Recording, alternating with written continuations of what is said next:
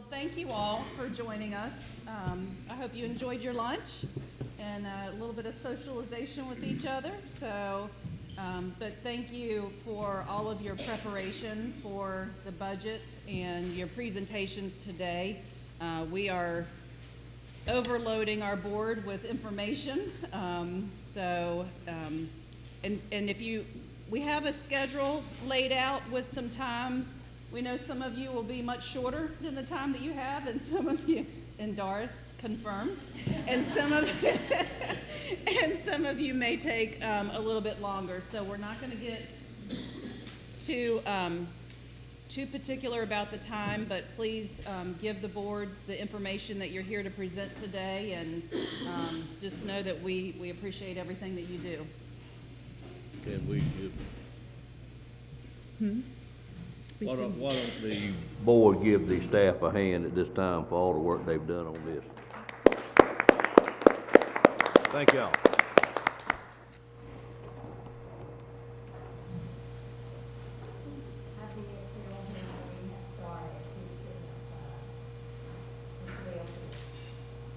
Okay, you told her we had started?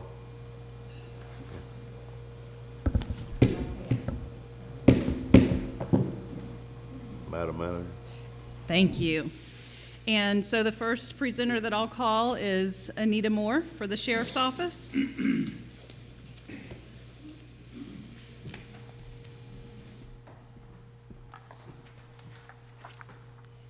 afternoon, everyone. Sorry to disappoint you that I don't have the sheriff or the chief deputy, but they are out of state training, so I am. Who said we were disappointed? So I'm reading their notes.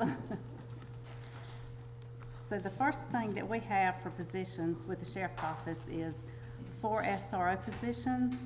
These are additional SRO positions that have been requested by the Nash County Public School System for county elementary schools. They will be paid by a grant received by the school. Next on the list is a CALEA grant writer. We're requesting a salary grade of $225. This grant writer will be for the sheriff's office and detention center specific, also responsible for continued CALEA accreditation for sworn and the accreditation for the detention, which is called the American Correctional Association. We have obtained grants in the past, however, we did not have a dedicated person and we have missed grants. This past year, we attempted to utilize the county grant writer, but she is just able to keep up with county grants as a whole. We recommend this as a pilot program, and if the ROI is not substantial, we can dissolve the position. 2 civilian evidence tech specialists requesting an equivalent grade of 117.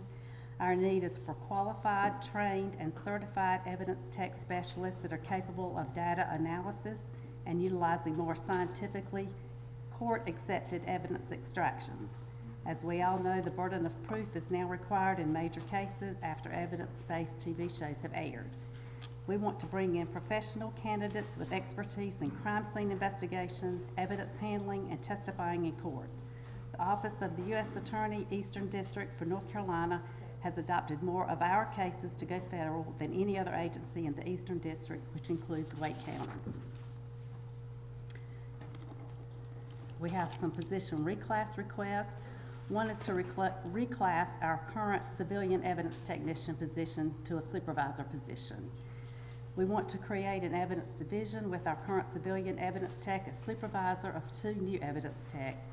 Currently, Megan Hancock has a master's degree in forensic science and certifications with ATF. She is on rotation for crime scene investigation and collection of evidence. She has testified at the state level in both district and superior courts and federal court, and has been tendered as an expert witness in drug chemistry and toxicology in her previous employment with North Carolina State Bureau of Investigation. She has the expertise, training, and education that makes her highly marketable for other agencies.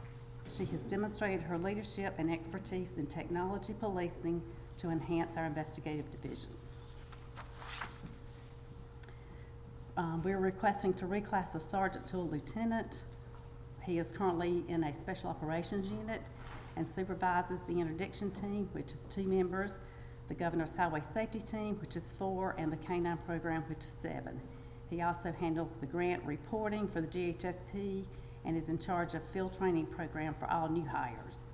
He supervises and manages the rifle team and honor guard.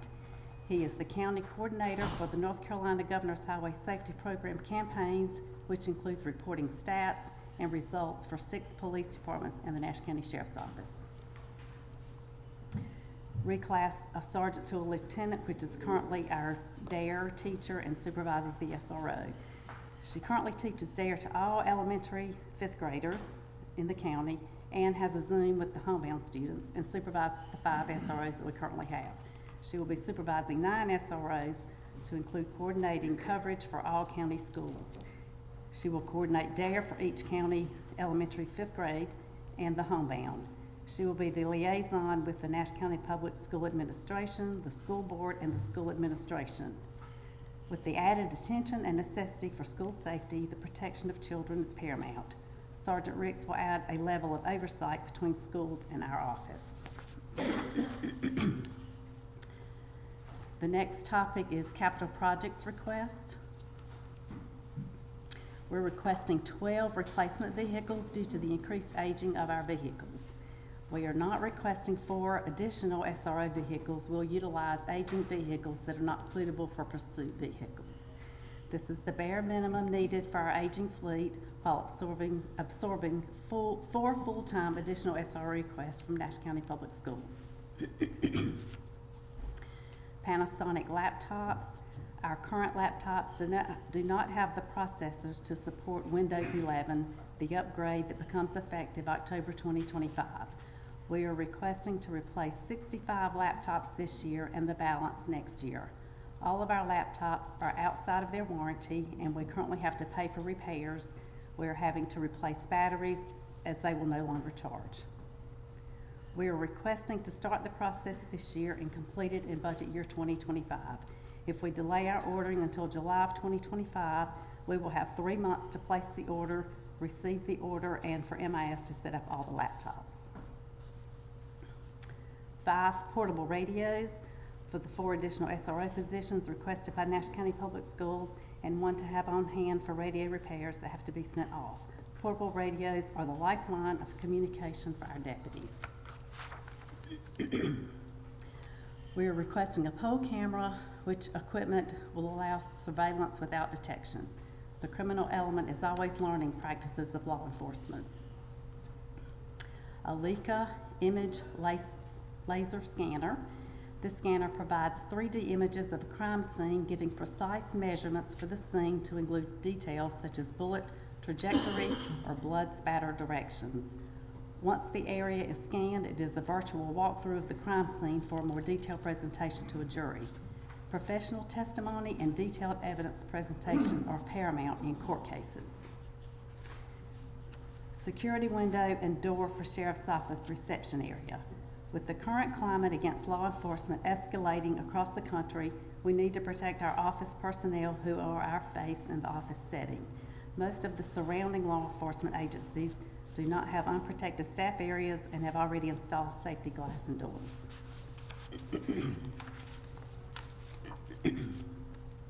Major building and improvements capital projects. A storage warehouse for evidence and equipment would provide needed space to process evidence in a secure location and store large evidence items for periods of time, such as vehicles and major crimes. It would also be a storage for vehicle equipment. We have recently purchased several large equipment items with grant funding and have a need for proper storage. And a new sheriff's office. We have outgrown our building. This new facility could also incorporate the needs for the safety and security of our office personnel, as well as evidence processing of vehicles, evidence storage as required by general statutes, and equipment storage to include motorcycles, ATV, golf carts, etc. And that concludes our sheriff's office side, and now at the detention. We are requesting 4 detention corporals. The jail annex will need supervisors for each shift due to the new construction layout of the detention center. The position reclass request are a detention corporal to a detention sergeant. This position currently handles all funds and receipts for inmate accounts, in charge of commissary and hot meal accounts. to include the operation and reconciliation of each account. She is also the purchasing agent for the jail. Requesting a detention officer reclass to detention corporal. He currently handles classification for all inmates, which is a challenge with our facility layout, and investigates complaints within the jail. The large-scale operational request is furnishings and supplies for the new detention facility Phase 2 and 3. Phase 2 includes a medical nurses station, a sergeant office, the booking and intake, and inmate property evidence room. Phase 3 is lockdown cells for Dorm 1. The capital project request, jail transport vehicle. Currently, 3 of our transport vehicles have 177,000 to 213,000 miles, and they travel all over the state. We are requesting reliable vehicle for transporting inmates and mental individuals. The double oven, tilt skillet, and warmer in the kitchen of the jail is all over 20 years old, and they are now needing constant repair. Downtime for days or using other equipment that slows the process creates an issue serving 3 hot meals a day to inmates. Our final capital projects is a major building and improvements, which is a lockdown dorm 2. That would be the same as the dorm 1 with the exception of 3 mental health single cells. We are currently pursuing legislative funding this year for this major building project. If we do not receive legislative funding, we'll be pursuing this again via capital projects.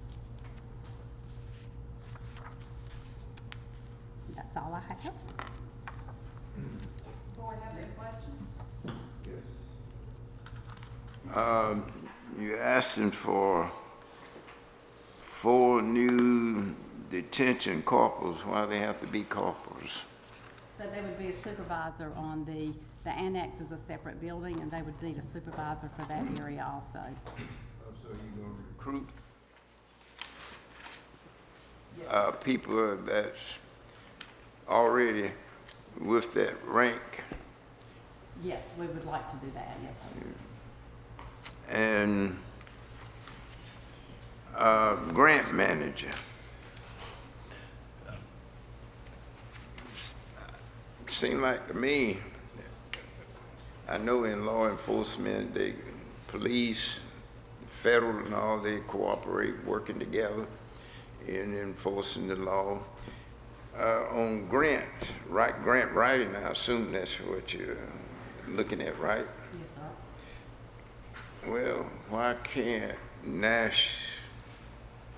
county manager's office and the sheriff's office work together on grant writing? And that's something that came in my mind right away. We need to work together as much as possible, Yes, sir. and not work separate. So that's one there I'll take a look at.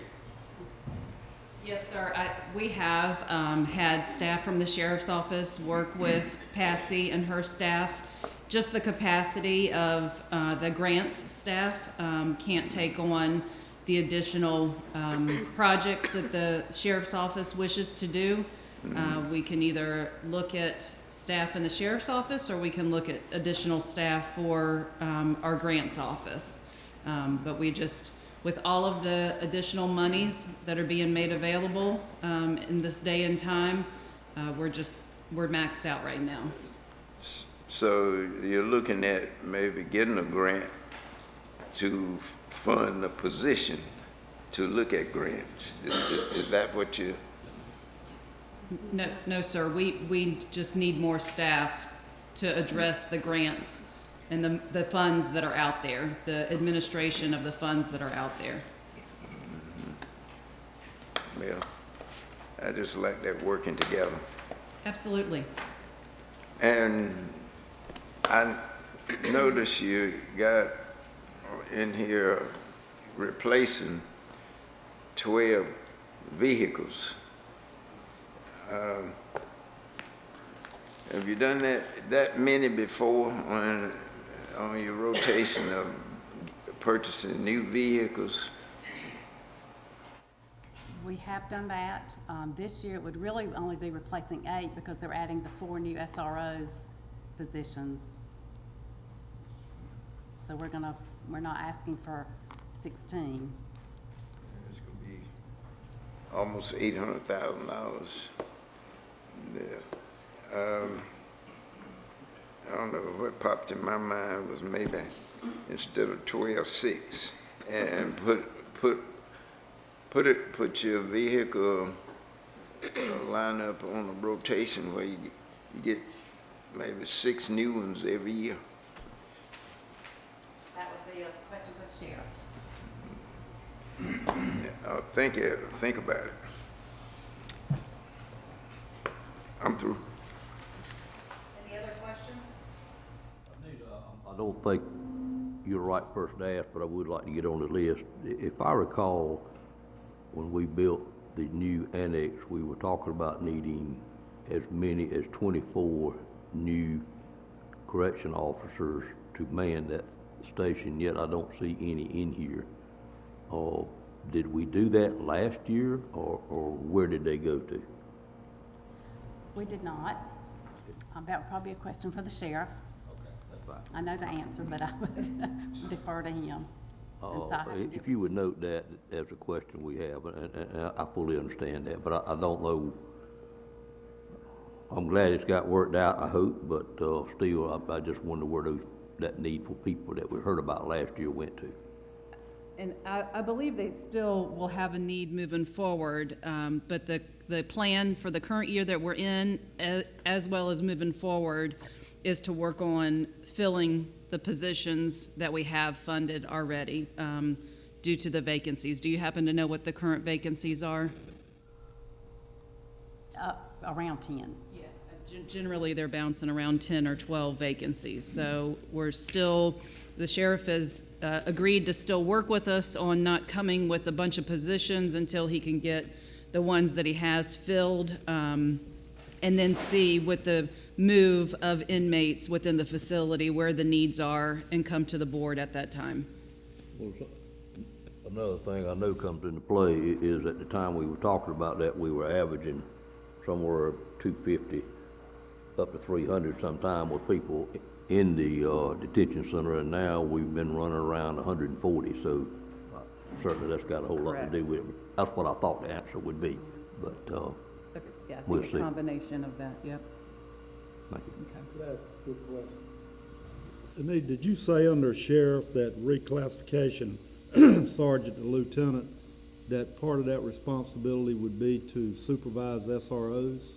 That's right. Okay, would that be Sergeant Ricks? I think you Yes. mentioned her name. Yes, Sergeant Riggs.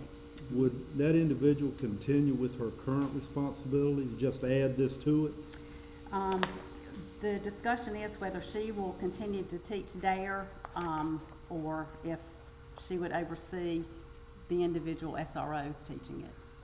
How about the other SROs that are already in place? Are they being supervised by one person She currently? supervises them, She yeah. does currently supervise Yes. those individuals. You're just adding these?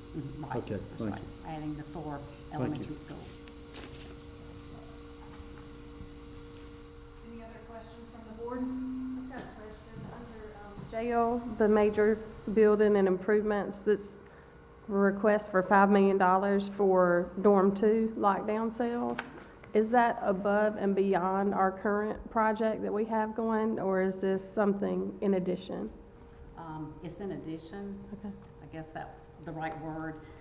So now they're doing dorm 1 as a lockdown, and so it will have individual cells, and he's requesting that for dorm 2 also. It was a request, Sue, that the sheriff made to the state to fund that for him, and I think this is request is a backup in case it doesn't get funded. But it is to take an additional dorm 2 and put as many containment cells in there as might would fit. Won't be as many as dorm 1. We're thinking if it were to happen, it would cut a population some, but he really asked the General Assembly for those funds. Any other questions? Thank you, Anita. Thank you. Next, I'll call Tony Cameron with Emergency Communications and Fire and Emergency Services and Emergency Medical Services. Good afternoon. I've asked Bryant to pass out some handouts that we'd like to share with the board today. And I guess we're going to begin with communications.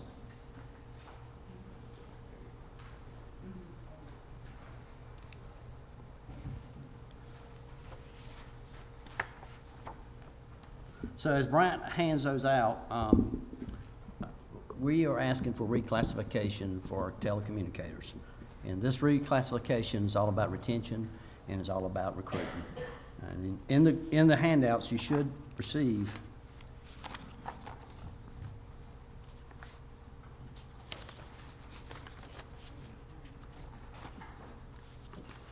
a breakdown of the counties that are surround us, their hiring rate, the differences, along with the probationary increases and a little bit of their job descriptions. And as you will see, Nash County is nearing the bottom of our surrounding counties. The biggest threat is we got 28 employees, and most of those employees, we have tenure in them, and we've trained them, which we have value in them. The average employee is about 7 years.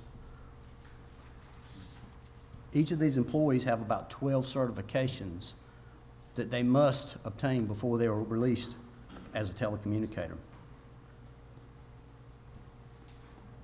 I'll give Brian a little bit of time to hand those out.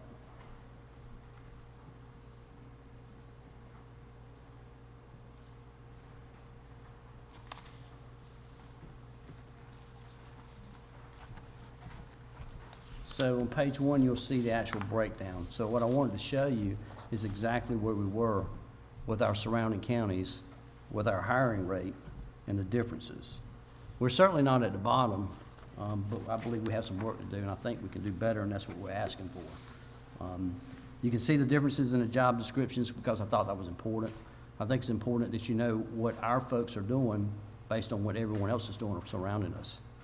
Each of these telecommunicators, they have 12 certifications, like I said, and that takes a lot, and they're truly professionals in that room. So this reclassification is about retention, and it's also about recruiting. So what am I saying about retention? Retention is retaining our members that have our tenure, that have those 12 certifications. That's extremely important. You also should have a handout with a color code. The color code, yellow indicates from 0 to 5 years. Blue indicates from 5 to 10. And the green, I guess it's a light green color, that indicates the members that we have over 10 years of service. About 80% of our folks are not tenured and with our health benefits.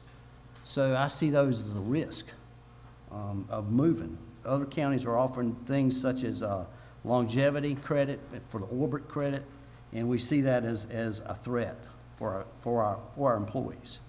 So Bryant is all the credit. He's been working on this project for several years, even before I ever arrived in emergency services. So all the credit should go to him because this is his work. But what we're proposing and what we're requesting is a reclassification very similar to what the Sheriff's Office did. The Sheriff's Office at the Sheriff's Office entered a senior and a master, which gave our employees an opportunity to grow within. Also, we're asking for a grade increase from 108 to 109. And what this will allow us, it would give us an opportunity to recruit and retain with opportunity to grow within.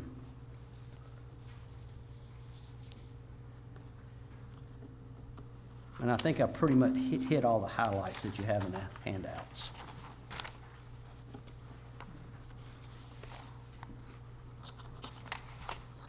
And I apologize for flooding you with all this paperwork, but I really wanted to show you on paper.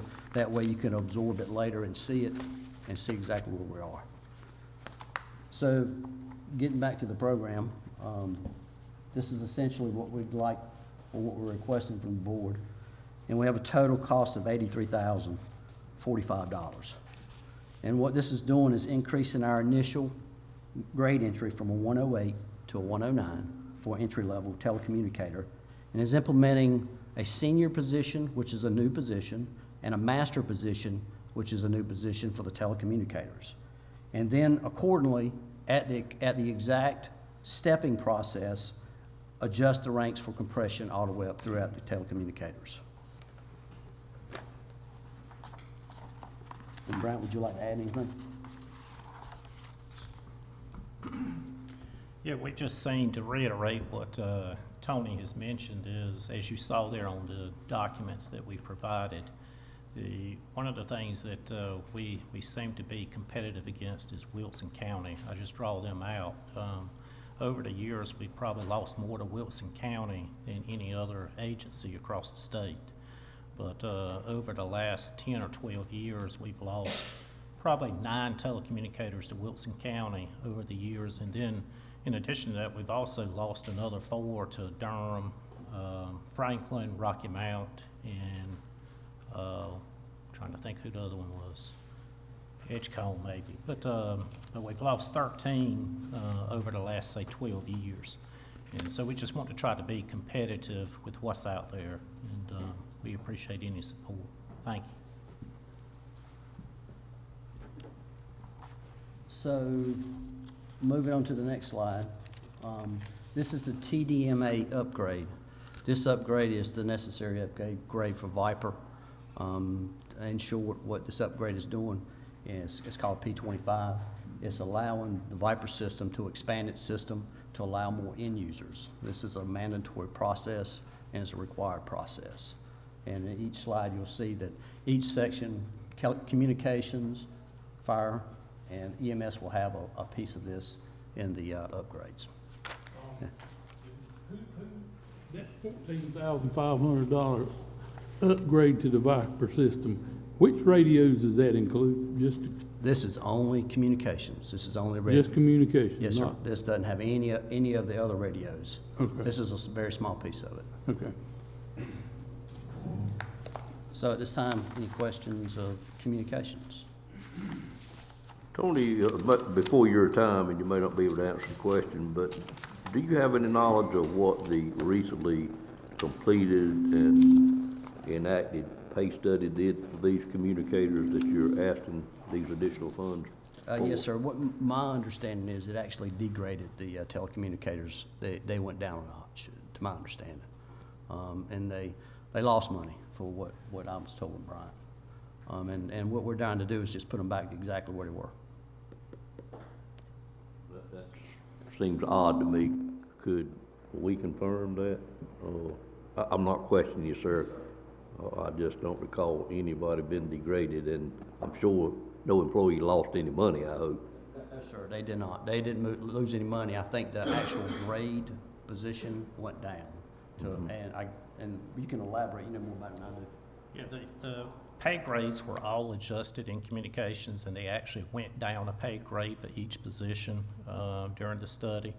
But there was a raise in the hiring rate of approximately $400 per telecommunicator. But then when the 5% probationary increase got taken away, that left us at the hiring rate. So therefore, we lost that. We were up at 38,000, but now they're staying at 36,827. So we lost that when the study was enacted. But even though the hiring rate increased $400, the overall effect was, without the probationary increase, we actually went down. Our concern, again, is just being competitive, specifically with Wilson. We've had the biggest loss has been from Wilson. And with the opportunities they have, it's hard to compete with them. Yes, sir. All right. So, emergency management, fire. What we're asking for the board to consider, did you hand out these as well?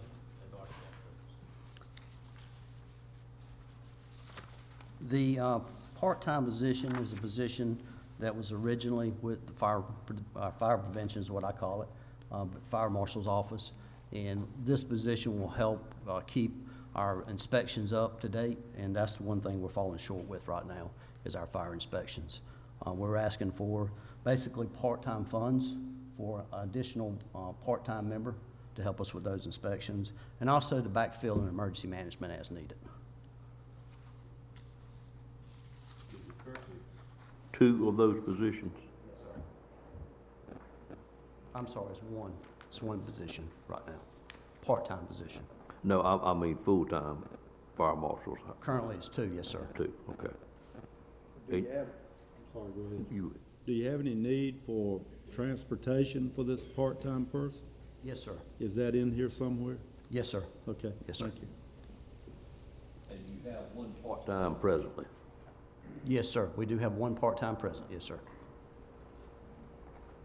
We're asking for funds to include another part-time position. No benefits, only the hours is what we need to Okay. supplement. Right 2 now, full-time and 2 part-time, is that what the total would be? yes, sir. Are part-time people like that available?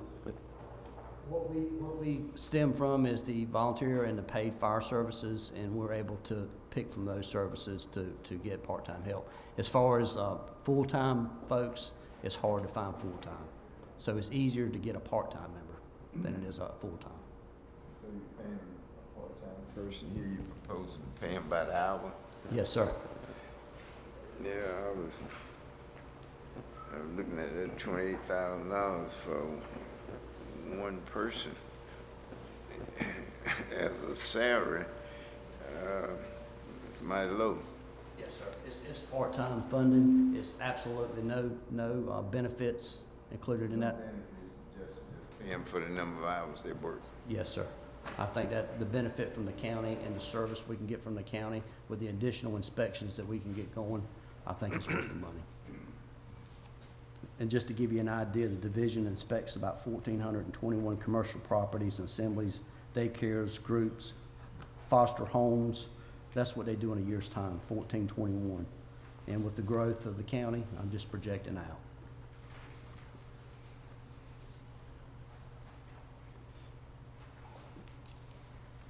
Any other questions? Part-time.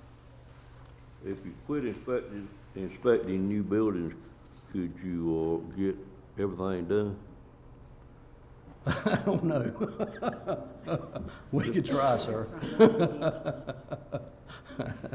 Touche. Any other questions? Any legitimate questions you're saying? I didn't say that, sir. In your experience, yeah, I noticed that we're renting a place to store equipment. Wouldn't it be better that the county had its own without having to rent? Yes, sir. Minute. Yes, sir. All right. That's actually next up, and it's, we have it listed as a storage warehouse, but really, it's a multi-function storage distribution facility. And that's a big word, but the primary reason behind that is we really need some space to put our equipment. If you look at the back of that particular handout for the multi-function storage and distribution facility, there's some pictures of some of our equipment. And I'm not quite proud of that because it's degrading from the weather. I'll give you a moment to find that. And I do apologize for so many handouts.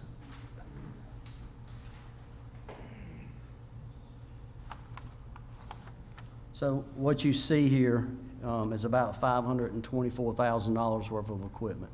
And in that equipment, it's being stored outside. And we really need to find some shelter for that stuff, because that equipment is needed in the event of emergency. And that equipment is needed to be ready at all times. And it's really difficult to keep this equipment, so much equipment, ready when it's stored outside in the elements. So that brings us to our next piece. This is for the I think we went a little bit, multi-storage. I'm out of sync. I'm sorry, that was a rent up there I had up there. That's my backup plan. But what I'm on right now is, if you would go to the next slide, please. the multi-function storage distribution facility. That's the $3.5 million facility that we're asking for to consider. It is a much-needed facility for the county. We are expected to have a distribution point in the case of an emergency.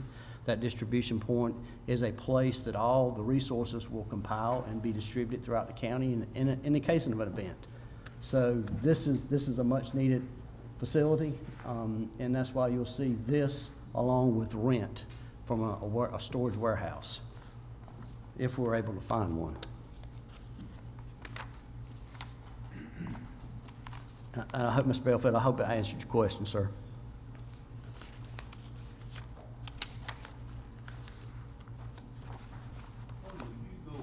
Rent part again, I'm not understanding what you're saying there.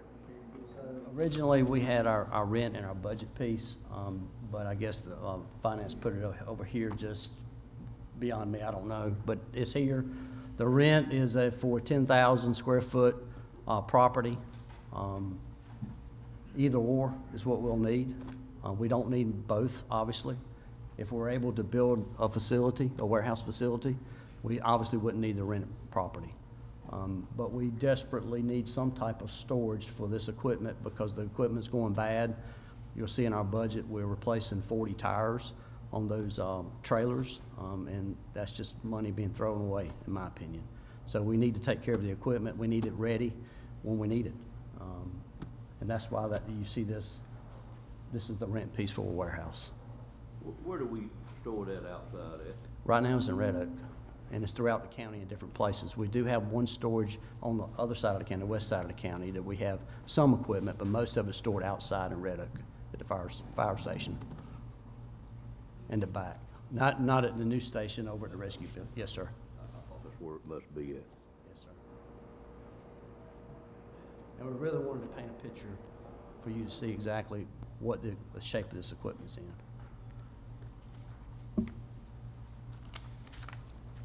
I hope I'm not mixing you up too bad.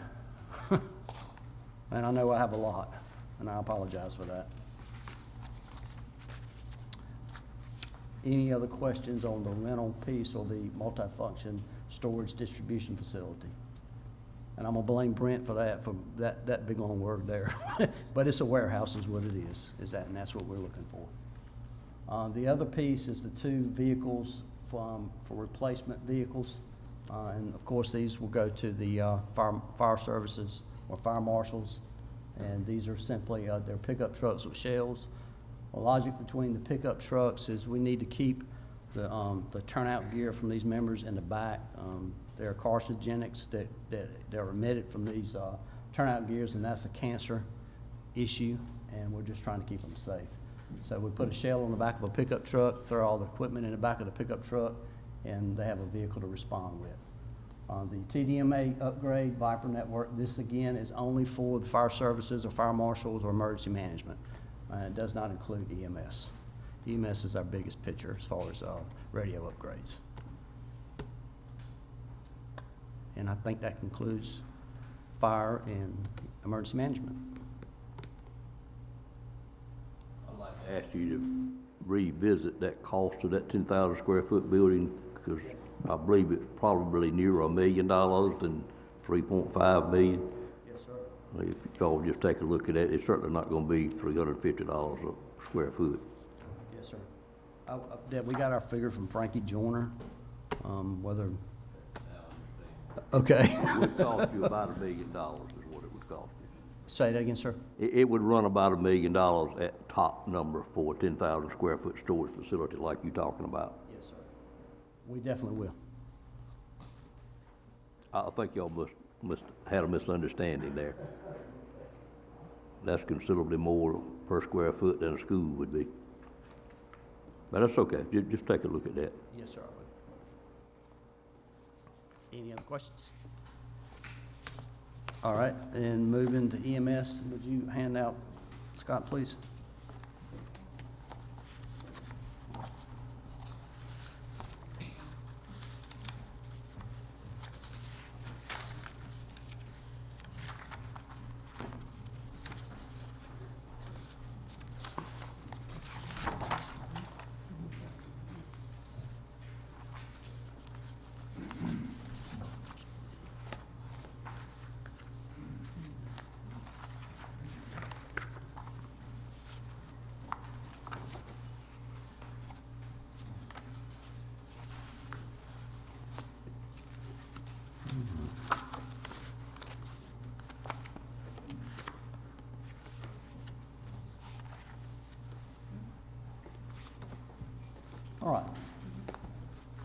So we'll go through the slides beginning at the top, and I believe Scott just gave you a handout of our equipment, our fleet, what we actually have, mileage and the condition of that fleet.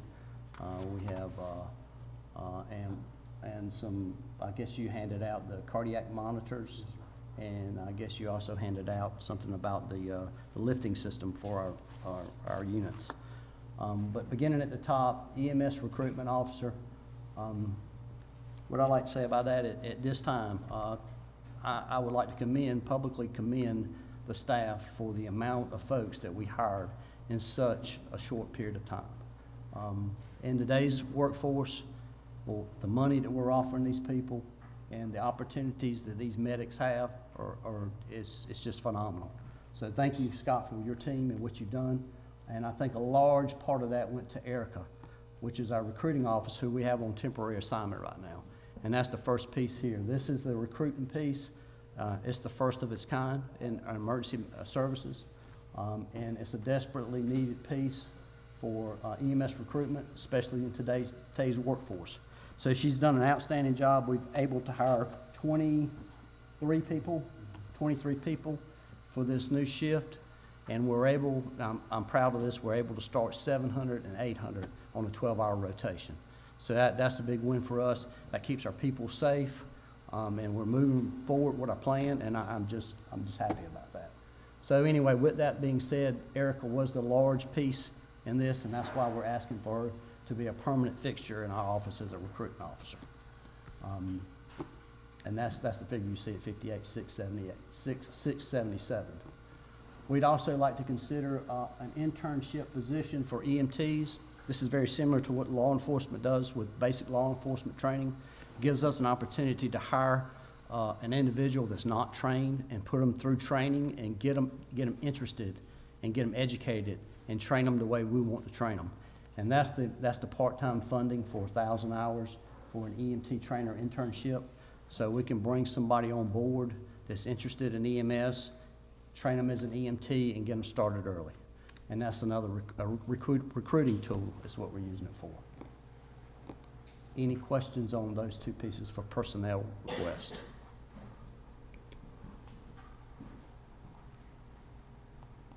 And the only other thing, I'm vocal about Erica, but I think HR could see the benefits of that. That's another piece that will help that team as well in getting these people hired on and getting them hired on as quickly. And thanks for the help from HR. I'd like to thank you for that, Anderson. I appreciate you.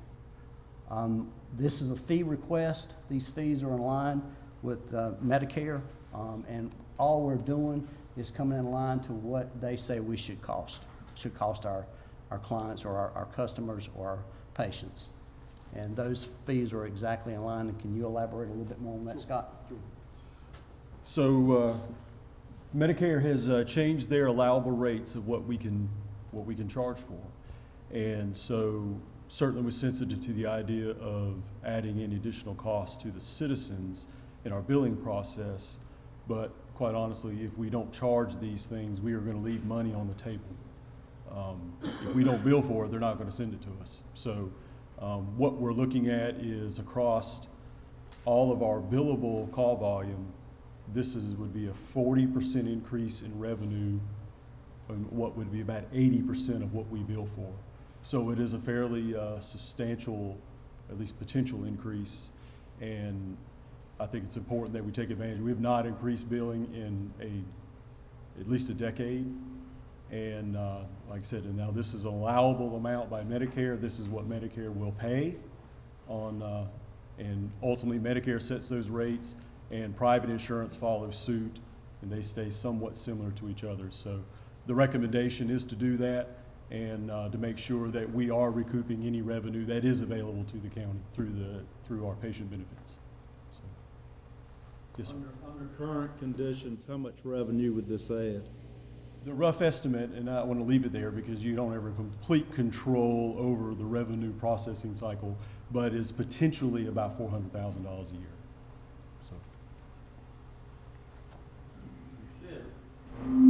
40% increase in revenue, but the numbers I look at are not anywhere near 40% increases, where does that additional revenue come from? So if you look at our basic life support going up from 350 to 415, and then you look at our advanced life support going from 400 to 490, those increases in those charges makes up about 80% of our total volume. And then there's some smaller increases amongst the other ones. So when we did the math with the billing office, that increase impacts about 80% of what we bill for. And it's the most impactful 80%. So those are the estimates that were the math that were driven in our communications with the billing office. So that's their anticipation. Maybe I misunderstood you, but I thought you said it would be 40% increase in revenue. Across 80% of our billing revenue, our billing cycle. So 80% of what we bill for, we would see approximately about a 40% increase in that. Okay, I don't know how you got those, how you got there because the numbers don't show that, but that's okay. So does that revenue, approximately 400,000, go into the general fund, or where does it go? Yes, sir, I believe all that. So it's available money Yes, sir. that could offset something of the things that you're requesting? Absolutely, sir. And we'll look at the billing office and we'll get some exact figures to give you a better idea exactly where it's gonna be. But 80% of what we bill, is what were affected in these bills going up. And that was a 40% markup is what I'm understanding. In total revenue, yes, sir. So, but we'll reach back out to our billing office to make sure we get accurate numbers and make sure we share that with you guys.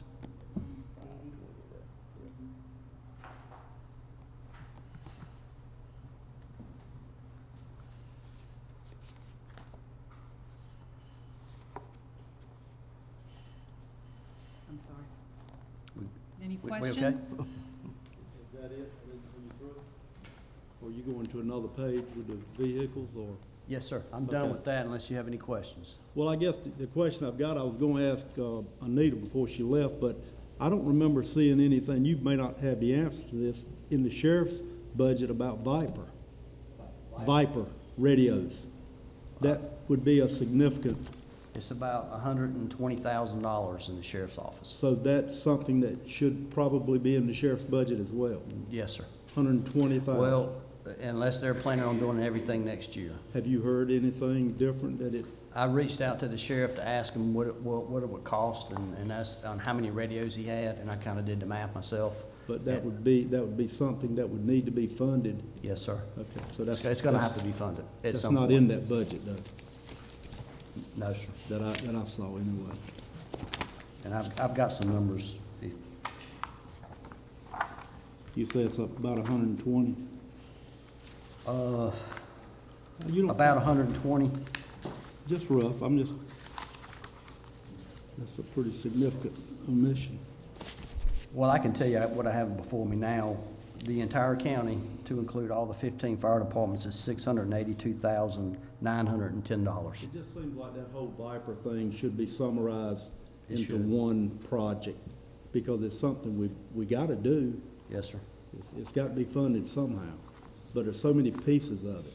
Can we get that in one project listing? We can. Okay, thank you. Department, all of it. Yeah. Being his is where Yeah, it should all be. let's put it all under there. I mean, we need to look at the whole thing, not 900 here, 1,200 here, 1,000 there, 120,000 here. It needs to all be summarized. I actually have a vision to move in that direction from emergency services. I actually have a vision to do that in emergency services. I like that vision. Yes, sir. Okay. Yeah. We thought it was important to put the loading system stretchers in here because of the cost. This is a necessary cost. These loading systems are extremely expensive, but I think the savings you'll have from backs and liabilities from it will be a great advantage, along with it's more of a requirement today with the Department of Health and Human Services. So we separated the ambulances. I thought we separated the ambulances. They're on the same line. Okay, all right. So there are, the money's in the same line at 566, and I'm reading 2 ambulances and a power load systems. We have information in the power load system for you so you can read, and basically that's just an automated process that lifts the patient, and our medics are not having to do that. And you can imagine the liabilities in that. Is the ones we've got ordered now, where you got ordered beside of, do they have the power load? Yes, sir. system? Okay, Everything that's we what I have will have a thought. power lift, yes. I mean, I don't know that you'd order them without it again. No, sir. Okay. Yes, sir. So the second page of what I handed you has the stretcher information on it with the power lift and load systems on it. One thing I didn't put on here because we've addressed it in the past, but just as a reminder, is these types of systems are now a requirement for the manufacturers. There's a governmental now standard and requirement. They put these in for a safety reason. These secure the patients to the ambulance floor in such a way that it becomes more crash safe. The old, if you ever looked in the older style ambulances, we used to call them antlers, but there was a bracket that the stretcher sits in. Those are not particularly crash worthy. So if the ambulance ever turned on its side or went inverted, the stretcher's coming off. And unfortunately that could be detrimental to the patient. So these new systems are now part of that safety standard. We separated in the budget, in the capital worksheet, we separated the stretcher cost away from the ambulance cost, where previously it was all wrapped up in one cost. You probably didn't know the difference. It was just what it cost. But we separated it because we found out we could save about $12,000 by buying them separately and not buying them through the ambulance manufacturer. That's why it is a separate request, and we're talking about it specifically. Because we're trying to, we know we're expensive, but we're trying to be as good stewards with the money as we can be, and that was a $12,000 savings that we found. So that is why we are talking about them specifically. But any EMLI approval to buy ambulances must include the approval of buying the stretcher systems with it. They are completely tied to each other. But they are, I wanted to explain why they're listed separately. So. Thanks, Scott. And of course, the 2 ambulances. We ask for 2 to 3 ambulances a year. We have 20 in the fleet. If you just do the simple math, 1 ambulance every 20 years is just not enough. We can't afford to have our medics and EMTs going up with 20-year-old ambulances with the equipment, with high mileage equipment. If you look at your mileage sheet, we're looking at 191. 196 being replaced now, and 189 and 173, and I'm talking thousands to be next up for replacements. So those are the 2 in the 10 replaced vehicles. We're asking for a QRV truck. A QRV is basically a quick response vehicle, and what that is, we put a medic in that vehicle, and that medic is able to go to the true emergencies. One thing we did learn in an EMS conference here lately is that really, we have 2 to 3% true emergencies that are occurring throughout the county, and that's the true emergencies. And with a smaller vehicle, it's a safer vehicle, and it just makes more sense. So we would like to replace one of the QRVs. The 2 additional used state surplus vehicles, we're trying to save a little money, buying something used from the state. One's actually going to be a replacement vehicle. The other one's going to be an additional vehicle to our 3rd in command with EMS, Kim. She's our training officer. She's also going to do compliance and a lot of other things for EMS, and she needs a vehicle. So we're asking for an additional vehicle for Kim. And again, 2 vehicles, $32,000. That's conservative. The TDMA upgrade here is the largest piece in emergency services because we're having to replace some radios in our ambulances. All of them are not TDMA upgradable, so we have to replace them. So that $228,000 combined is what you're looking at for that TDMA upgrade. That sum that I told you earlier, that $600 and some odd dollars, that's for everything in the county. So, and that is included this business up here as well. The last thing, which is the big ticket, is the cardiac monitors. We're on the 7th year for cardiac monitors. The lifespan is 5 to 7. Well, 5 years, I'm sorry. But we're now in the 7th year, and it's time to replace those monitors. We did a study. We looked at 3 different companies.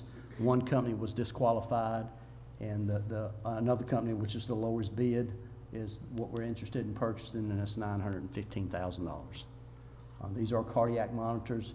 They are not AEDs. They give the medics a lot more information about the patient, and they're a definite necessity in today's medicine. And that would conclude, I think, our presentation. Finally. You said, did you say 600,000 for the county for all Viper? Was that what you said?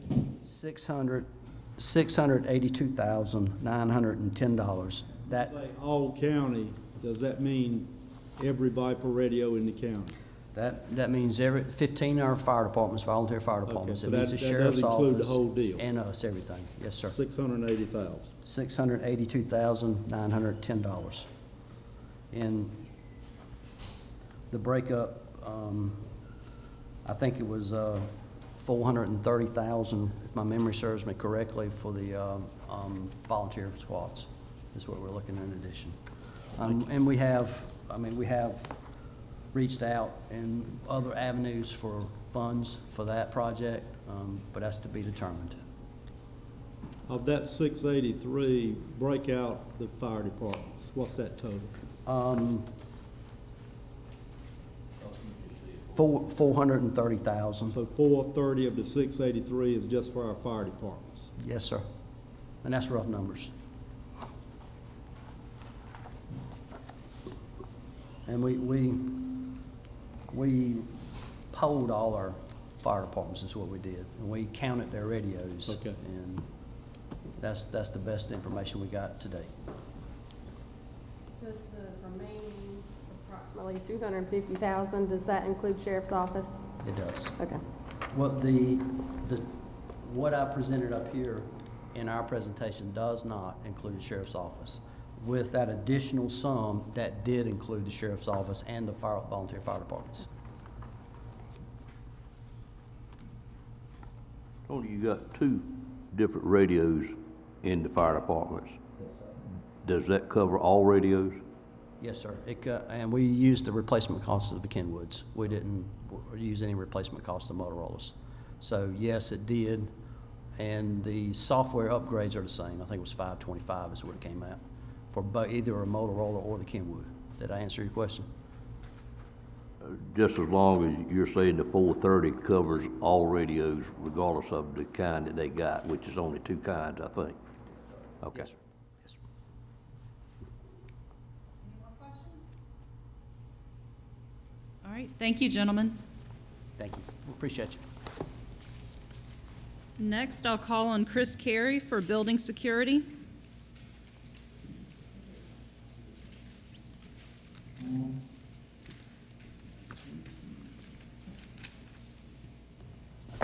Good afternoon. Good afternoon. As far as safety and security, we're just requesting additional personnel for security. With personnel, I mean, it's gonna be Nashville police officers to start out with. It's gonna be 3 days a week, rotating. That way, the citizens never know when the police officer is gonna be in the building. They're gonna operate their own patrol cars, and they're gonna be they're gonna be wearing Class B uniforms while they're sitting down at that desk.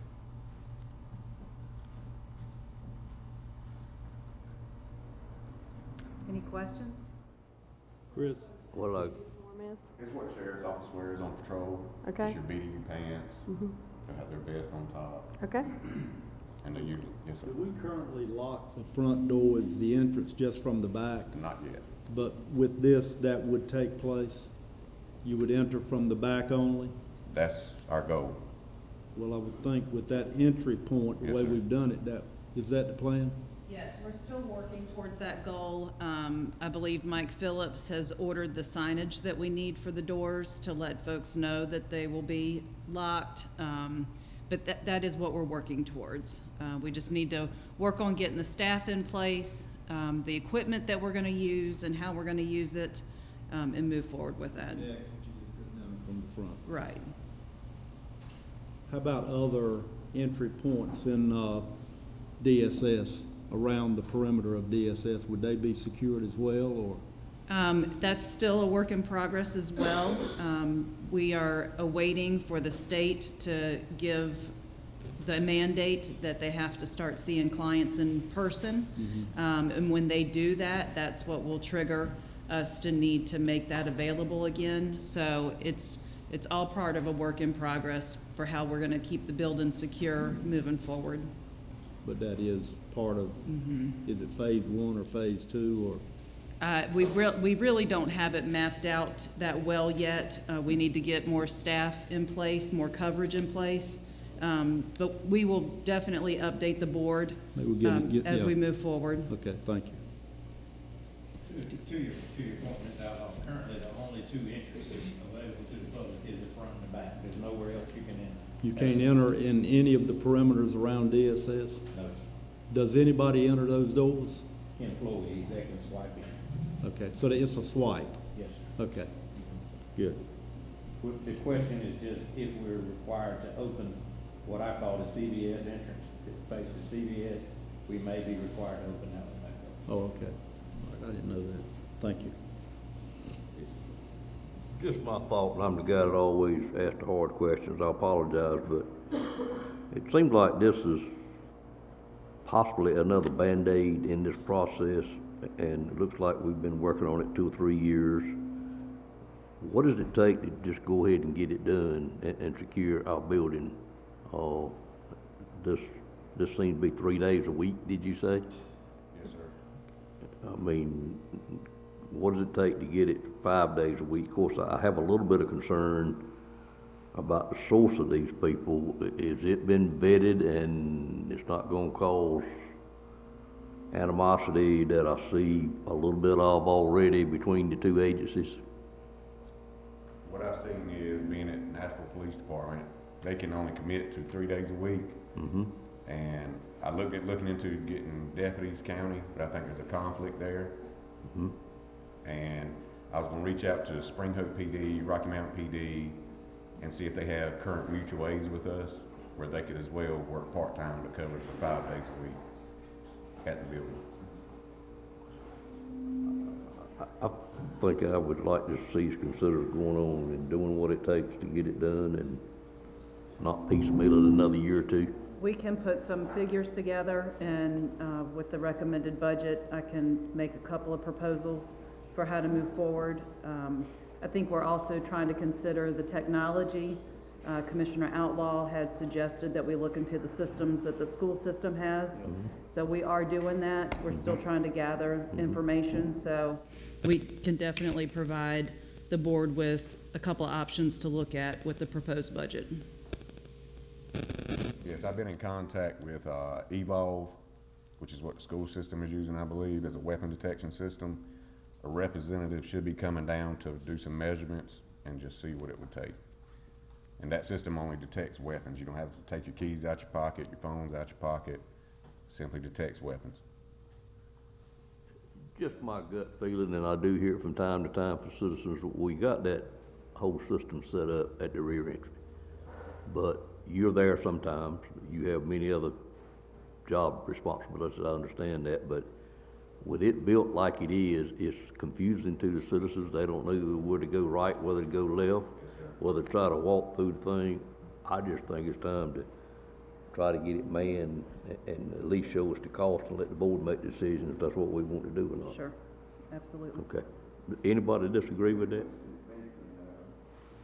Getting the staff in place before you have all the other resources there for the staff to work with. Well, we'll need to have it staffed. I understand that, but you got staff there and then they don't have the equipment to work with. It limits their responsibility. We're working on the staff and the resources at the same time. I thought I heard you say at first you get the staff in place first. But I see nothing wrong with working on both of them at the same time, but I wouldn't put staff there without having what they need to work with to accomplish what we want to be accomplished. Correct, yes. It's a total project on staffing it, having the resources in place to make it a secure entrance, locking down the front of the building, having the signage in place for our citizens so they have an understanding of what they're supposed to do, where they're supposed to enter, where they're supposed to exit. We have worked on the elevator situation, so it's a total project. Madam Manager, when you say the elevator situation, are you referring to when someone comes through the front door? Well, the back door, which is the front. They automatically go to the elevator. There's no swiping or anything. Is that what you're referring to that's going to be corrected? So the intent moving forward is to only have that elevator accessible for individuals with disabilities and use the second elevator for the general public. So again, it's the signage, it's the everything that we need to finish off that front area to make the traffic flow the way that it needs to flow. I was kind of understanding, after talking to Chris and others and you as well, that when you enter the building, the left doors, then you would walk through a detector, hopefully a weapons detector, and you'd go down the hall, use the elevator to go up, and the other elevator for the general public, and the other elevator would be, I didn't think about handicap, but that's physically disabled, but it would also be employees with a badge. Would they be able to use that front elevator? Correct. And that would be the only entrance point, unless CVS is, okay. And I agree, I agree with the chairman, we need to go ahead and man it and get it done as quickly as we can. Okay. All right.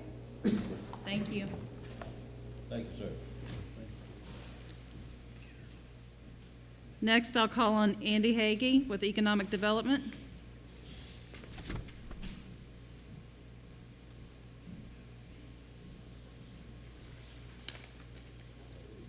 Good afternoon.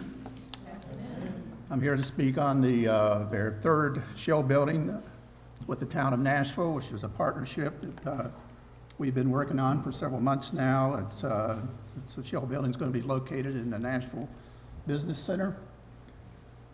Just to give you, if anybody's familiar with the park, it's a real attractive business park. It's got two tenants already, ACDI Technologies and Atlantic Natural Foods.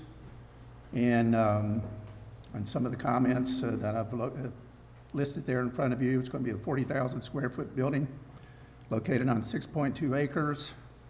Like I said, located in the 15-acre Nashville Business Center. We are in the middle of establishing a local, interlocal agreement with the town of Nashville. The town's going to be responsible for grading and the site work. The town will be transferring the land to the county, and some of the target industries are going to be food processing, life sciences, and advanced manufacturing. Any questions? This project is done in partnership with the town. If and when the building is sold, will the proceeds from the sale come back to the county? Or how will that work? I think it will, right, Mr. Chairman? Because the county's going to be It would, owner.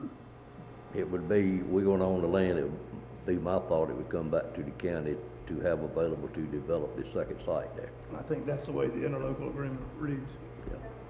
Yeah.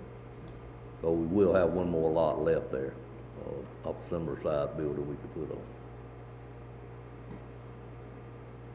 Actually be a little easier on the second site because of the grade situation. Any other questions?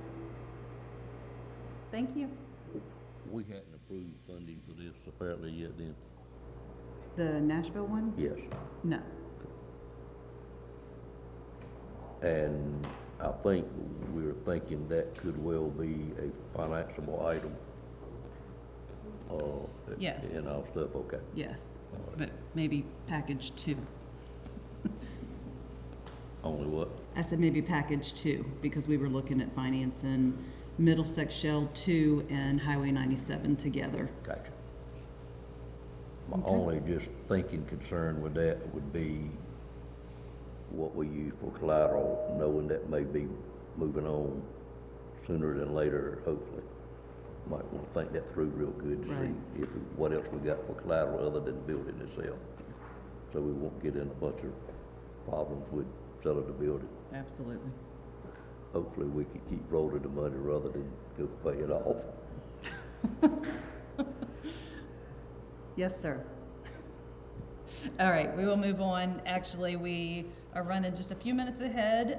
Sandy, I know that makes you very happy. That Is she still here? she's still here. She has not left the building. Well, we're not ready for that yet, so if you don't mind.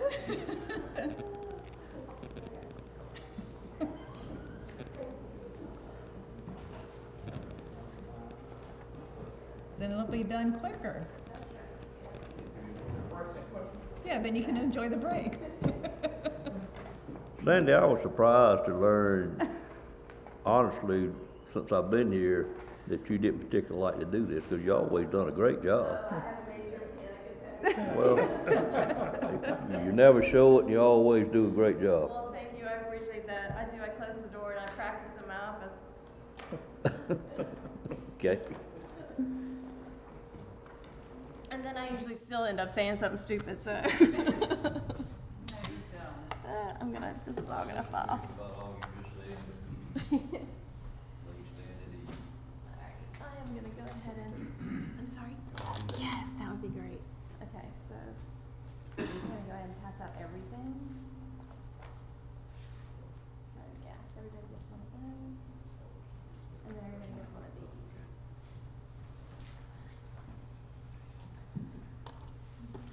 these. Okay, so I will tell you that I have 2 different presentations. I'm doing a handout that has confidential information on it.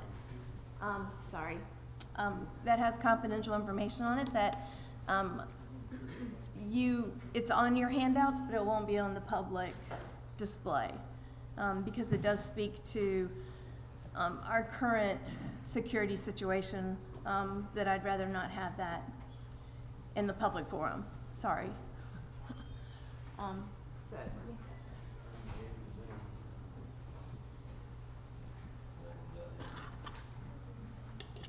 Does that make sense? And I'll point out those things to you. It's going to be, when I talk about the backup solution, pages 3 and 4 contain the confidential information. And I'm happy to discuss any questions or have any discussion about those items, off the record, if we could. Okay, I'm gonna have to put this aside because my stuff's falling. Okay. All right, the first item that I'm gonna address is our computer replacement money. In the past, I've asked for $60,000 for that, but because of the time constraint that we're now under and the fact that we didn't get funding for computer replacement this past year, that's kind of put us in a bind. We've got 280 machines that have to be replaced before October 2025. The reason they have to be replaced is they don't contain the chip that's required in order for them to be able to run Windows 11, and Windows 11 is end of life and no longer supported in October 2025. So that's 280 machines that have to be replaced, and we've got 3 budget years to do it. So. Because I'm still on Windows 7 if you want to know what I'm Yeah. Hear no evil. Still Okay. works. So, that 90,000, it doesn't even come close to covering the 280 machines that we need to do over the next 3 years. We're gonna do our very best to try and cut costs however we can to try and get machines replaced. We're trying to move as many staff members as we can to an online version of Windows and Excel. That'll save us roughly about $430 for desktop licensing per machine. So we're looking at maybe changing some of the specs that we normally require, anything we can do to try and reduce the cost of each machine, which is typically, including the licensing, around $1,500 per desktop. And that doesn't even count the laptops, which are more. How many computers is this? All total, we've got 280 we have to replace. So you're doing this over a 3-year period? Yes, sir, over So- 3 budget years. We've got 3 budget years So between now and 280 October. divided by 3 over. Yes, okay. sir. That's 90-something, that's 93, not 70. I'm sorry? Don't that mean we got to do 93 this year instead of 70? 70 times 3 is 210. Right, it does. With our current, at our current number of 1,500 per machine. That's why I'm saying I'm trying to replace as many machines as I can. I mean, I could absolutely use more than 90,000 for the next 3 years. What I'm gonna try and do is cut costs in any way I can so that I can get more machines out of that 90,000. Does that make sense? Yeah. I mean, if we went with our current specs and with everything being the same, we could only do about 40 machines. But what I'm hoping is that I can squeeze 70 out of that 90 by trying to save money elsewhere. Does that make sense? Okay. Sandy works with a lot of vendors and spends a lot of time on the phone with quotes that we receive, telling them to do better for us. So, Yes. she does a real good job with that, so, Well, especially, everybody's just lost their mind since COVID. yeah. I mean, no question. The price increases that we've been faced with this year have just been, I mean, in my opinion, unreasonable. And so I've sent almost everybody back to the table to say, you know, this is not okay. You know, there are other vendors out there that we can use, so,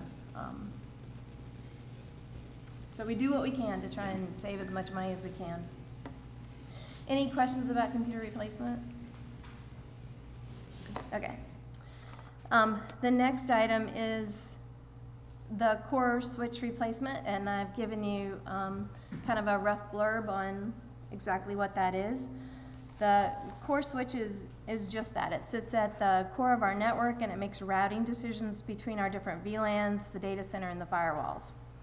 It also limits our lateral east-west traffic, further securing our network from widespread attack. If a bad actor were to get onto our network, it limits where they can go. The current core switch is not homogeneous to the rest of our switch equipment. If you'll recall, we have replaced our switches across the board the last few years, and so now this core is the last piece to making that all work together and talk together. The current core switch is end of life. It's not supported by the manufacturer.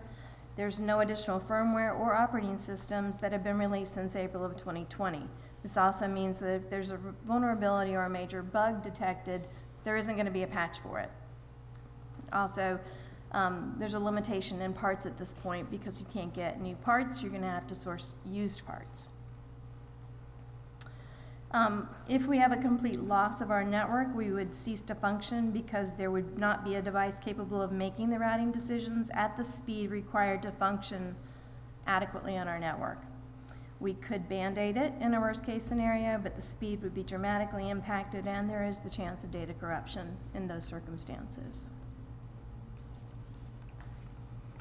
Any questions about the core?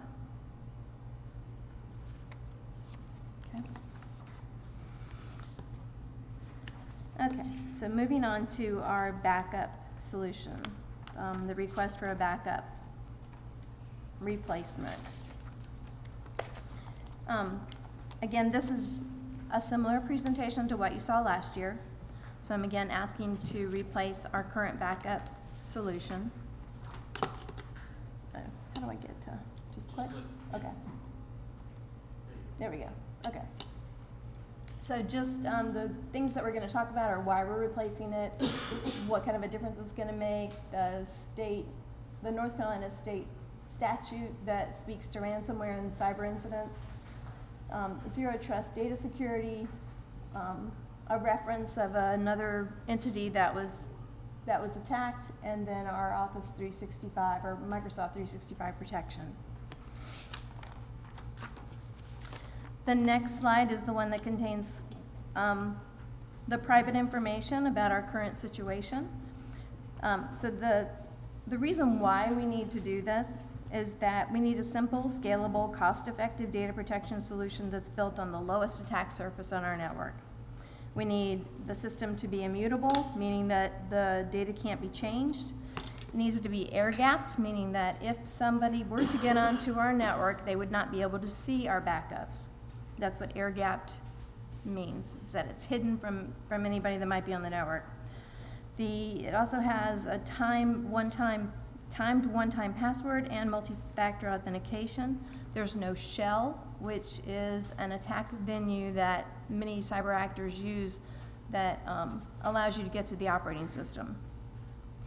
It uses a monotonic clock that reduces your susceptibility to NTP. NTP, what that is that when you have a backup solution, your backup solution has a retention schedule built into it, and it's time and date stamped. So what happens, the first thing that they want to attack is your retention schedule. They want to delete those backups that you have that you're hanging on to, those multiple backups. And so if they're able to get in there and change those date and time stamps, they can make your retention schedule delete those backups. Then you've got the per-file visibility. That's also part of a ransomware attack. Comes with a granular file restore and an entire VM restoration, VM being virtual machine. It will include a fast recovery of the entire VM data set on an appliance using a live mount technology, and it also allows for a restoration of a virtual machine in minutes. So why now? Risk mitigation to protect against data loss, reputation loss, and paying ransom during a ransomware attack, which is no longer an option, as well as lowering complexity and decreasing recovery times. It hardens our backup against ransomware threat. It improves our recovery time and the freshness of the data that we can recover. It increases the ability of cloud adoption for data archival with multi-cloud flexibility. It preserves our reputation by reducing application downtime and due to the external or internal threats, and it simplifies our approach to data recovery. The next slide also contains confidential information. The new solution that we're proposing will focus on protecting the data. It's natively immutable, meaning it can't be changed. There is no direct file access. It's end-to-end encrypted. The data is not stored in its native formats. The encryption detection to identify anomalies at the backup data. What that means is that as the data is being backed up, it will examine those files looking for anomalies, looking for something that shouldn't be there, looking for encryption that shouldn't be there. What that does for us is it tells us that we have a problem way before we even know that we have a problem. It's looking at that data and saying, there's something wrong with this. I'm backing up bad data. And that gives us a heads up that we need to look and see what's going on. It also is logically air-gapped. It's a zero trust framework, which means it's continuous monitoring of validation, credentials, and privileges. It's extremely fast recovery of files, folders, our SQL and Oracle databases, or entire VMs from either on-prem or in the cloud. With this system, we would be storing our backups on-site. We would also be storing them in the cloud, and we could actually run our servers from the cloud. It's per file visibility into what was attacked with a simple point-and-click go method of files, folders, and can orchestrate the entire data set recovery. The ability to restore files and folders or the entire data set from a snapshot locally or from the cloud.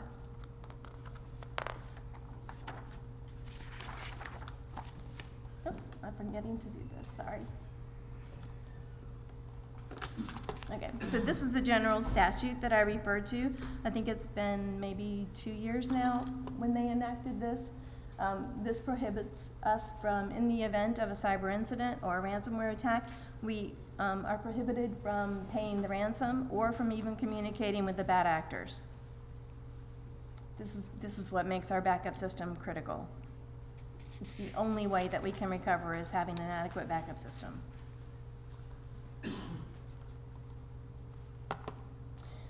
The solutions that we're looking at all have ransomware response teams, which means boots on the ground. If we have an incident, they are here on site helping us with the recovery effort. Zero Trust Data Security. And some of this is just restating what I've already stated.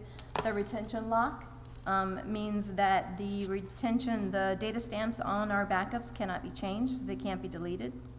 The secure local users with the timed one-time response and the multi-factor authentication. Secure AD logins with multi-factor authentication, end-to-end encryption. No third-party apps are involved, and it's an immutable file system.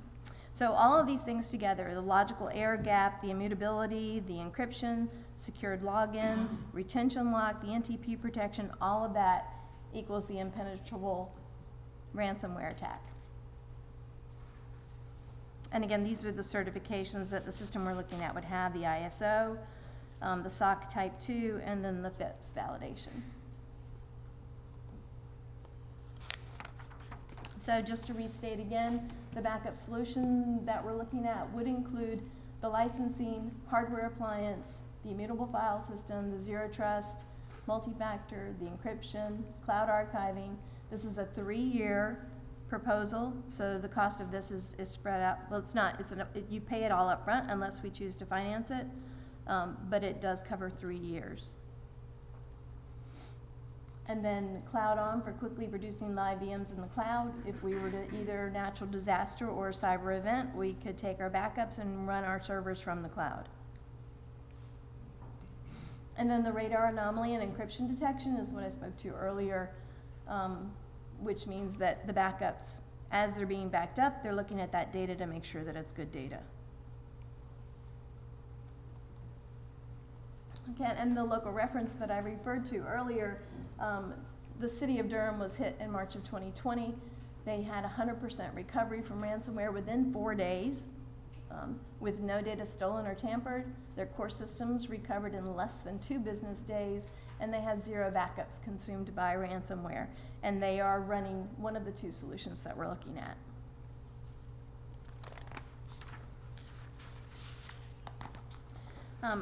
Another feature, another critical feature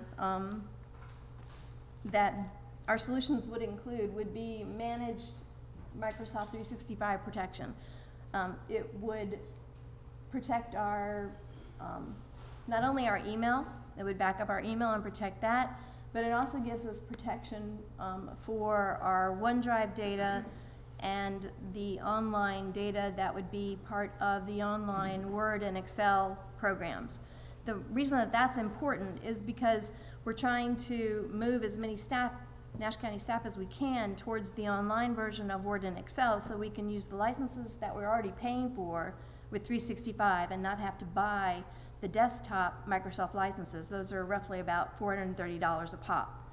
So we would be able to save that money by moving as many people as we can to the online versions of Word and Excel, but we can't do that unless we can back up that data.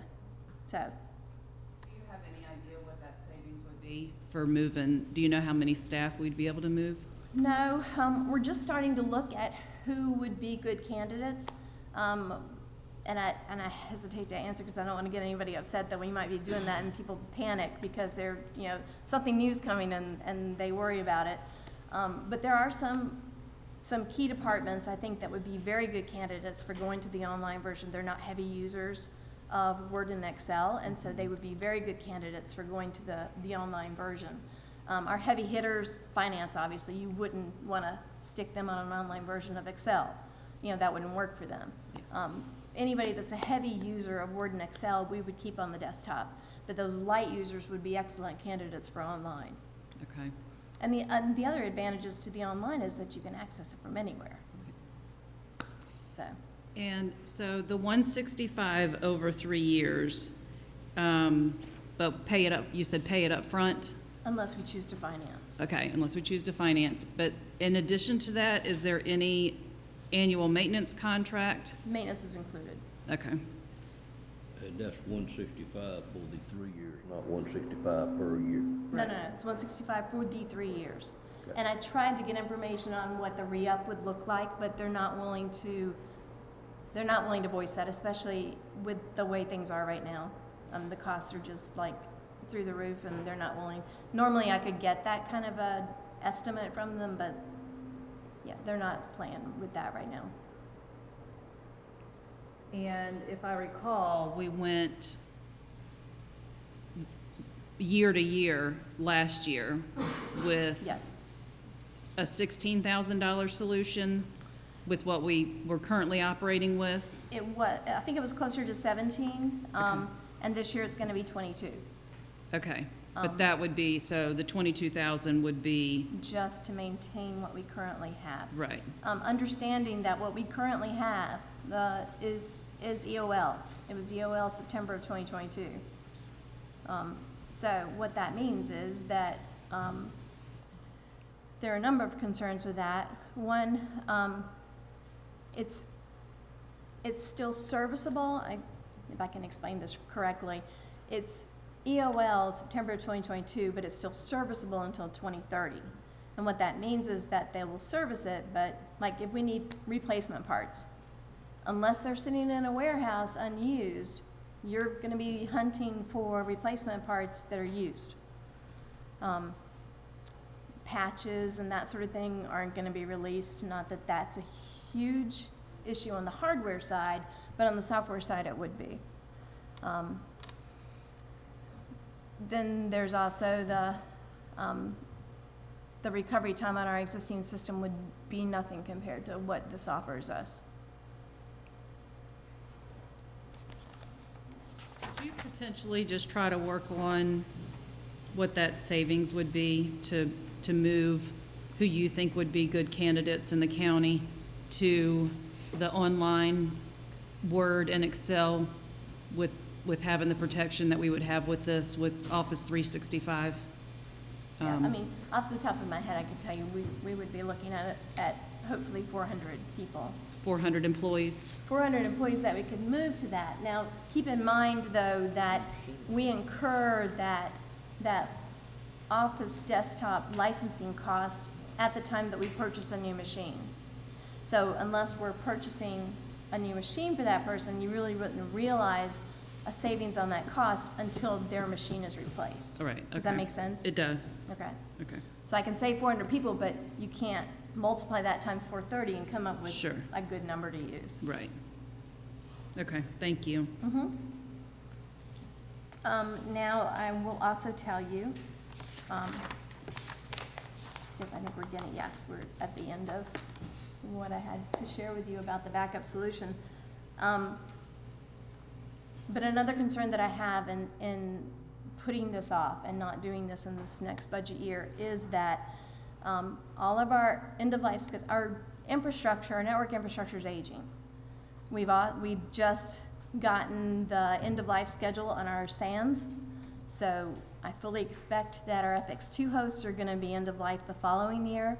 So they've just published end-of-life on our SANs to be August of next year, which means that in the next budget, I'll be requesting a replacement solution for the SANs. The FX2s, which are 1 year older than the SANs, I expect to go end of life, although that hasn't been published yet. I expect it to be the following year. So if you see where I'm going with this, we're gonna be snowballing the expenses that we need to make, and we really need to get this backup solution in place before we go forward with the solution that we're gonna be proposing next year for our host and SAN infrastructure. What we're trying to do is, because we've gotten into this, not really habit, but because of the way things have been in the industry, we're having to do these major overhauls every few years, and that time frame is getting shorter and shorter. They're releasing end-of-life schedules more recently than what they, like this time it's gonna be 8 years. In the past, it's been anywhere from 10 to 15. So the end-of-life schedules are getting shorter, so we're looking for a solution that we can move to that would be secure for Nash County, but yet also cost-effective, that we can grow with and not have to do these major overhauls every several years. So the solution that I'm going to be proposing next year is going to be a solution where we can replace as we go and grow as we need to grow and not have to do these major expenditures to replace everything all at once. So that's to say that we're looking for something that's more cost-effective. The backup solutions that we're looking at are backup solutions that fall in line with that proposal we'll be making next year, if that makes sense. For this backup solution, you say 3 years, so at the end of 3 years, you would have to upgrade the backup solution or go to something different, or what? We would want to stay, unless there is a problem with the solution that we go to, and I don't expect that to happen, we would stay with this solution. So is this a lease program where you lease it for 3 years, or what? You don't lease it? I'm trying to figure out, you say it's got a 3-year life, in essence. No, it's a 3-year contract. Okay, so we're just purchasing on a lease or something for a 3-year period, and then we just continue that lease? The equipment will belong to us. Like when we purchase this, the hardware equipment that comes with it will belong to us. The licensing and the support for that equipment and for this whole process, the software and everything, that's going to be a 3-year contract that we will pay up front. It's good for 3 years, and then at the end of 3 years, we'll re-up our contract. So would it be comparable cost to what we're talking about now? I would expect it to be less unless the industry has increased pricing, Okay. if that makes sense. But it Because we're not going to probably wouldn't be any more. It should not be any more. I would not expect it to be more. Because hopefully we won't be purchasing the equipment again. Right. That would be the piece that would save us money, hopefully. Is there any portion of this or anything else you're presenting that helps us with the problem we had in the last year in the registry of deeds and having some kind of backup, or are we looking at something there? The situation in the Register of Deeds is that was a hosted, that environment's hosted. Meaning that we can't back it up. It has to be backed up on the other end. The problem that you run into, even if they would allow it, which I'm sure that they wouldn't, is keeping your data fresh. You've got, like if Nash County tried to, in that situation, COT would have had to have allowed Nash County to come in and get the backups, because the backups reside in the cloud at COT. So we don't have access to them to get them to back them up in the first place. COT would have to allow that, and then there would have to be a live syncing of that data in order to keep it current and fresh. That would be a very cumbersome and probably costly undertaking if COT would even consider it or entertain it. I left their understanding was there were other entities that had a way to keep going at least a portion of it that we didn't have by having something internal. Can we get to the point they were at, and I believe maybe Wilson was one of them. Okay. Wilson is not a hosted environment. Wilson is completely on-prem, meaning all their data and is housed in Wilson, not in the cloud. And so usually you have that choice to make when you're going with software, is you can choose for a hosted solution or you can choose to have it on-prem. Wilson is on-prem, meaning that they were not impacted by the problems that COT had, and they were able to keep functioning. By saying, I feel like we need to keep working on having something that we could go to as much turmoil as it caused in numerous industries, whatever that may be, and you know I have no clue because I told you I'm still on Windows 7, but I would hate to see us go through that again and having not addressed it in some manner. So the thing about that is that you have a choice. Really don't need to, I'm not gonna understand what you're saying. You I- can I- say it if you Yeah, want to. I think that you will understand this part of it. It's, you have a choice, and still, you still have that choice in Register of Deeds, where you can choose to bring that data back in-house, and we have it on our network, and we do away with the on-cloud, the cloud-hosted portion of that. So you still have that option. We could come back onto on-premise. And if you do that, you know, obviously, our backup solution would handle, you know, that situation if you know, it were to occur. You know, it could have been us. You know, we could have been the ones hit. And if we had been in, like in Wilson County had been hit, then their on-prem solution would have been, you know, hosed as well, just like the cloud was. In this case, the COT was hit. So it could have been them, it could have been us. You still have the same risk, but I guess what I'm trying to say is that you have a choice if you want to come back in-house or if you want to stay with the hosted solution. Now, we can reach out to COT and see if they have something in place where they allow us to have a backup of that data that would be real-time and useful in the situation. But then you've also got to have a server set up, ready to go, that you can fire up with current data. And then you also have the problem of how are you going to get the data that you've collected in the interim back up to COT, you know, when COT's recovered and they're able to take the data back. Then you have that transfer process to take it back. It's a complicated scenario. If I could, I know that her contract with COT is coming up for renewal at the beginning of the current fiscal year 24. So it's something that we could certainly consider with IT as she's looking at her contract and what we need to look into to try to get some in-house or premises backup. Well, I just think we all, quite a few of us know how much turmoil it caused if it were, say, to happen again a year from now, and we just haven't attempted to address it at least. None of us gonna look too good, so I'd really like to see us explore all possibilities, and I have no clue what the answer is. Okay. Thank you. Appreciate it. Any other questions for Sandy? So, just in closing, I understand that we're asking for a lot of money. I do, and I don't take that lightly. I recognize that it's expensive, IT's expensive. But I appreciate the board's consideration. You've always been very supportive of my department and our initiatives, and I appreciate that. So whatever you can do, I'd appreciate. Thank you. Good job. Good job.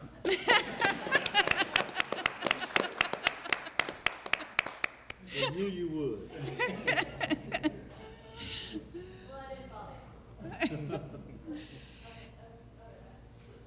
We will go ahead and take a 15-minute break if you all could try to be back in place at 2:45.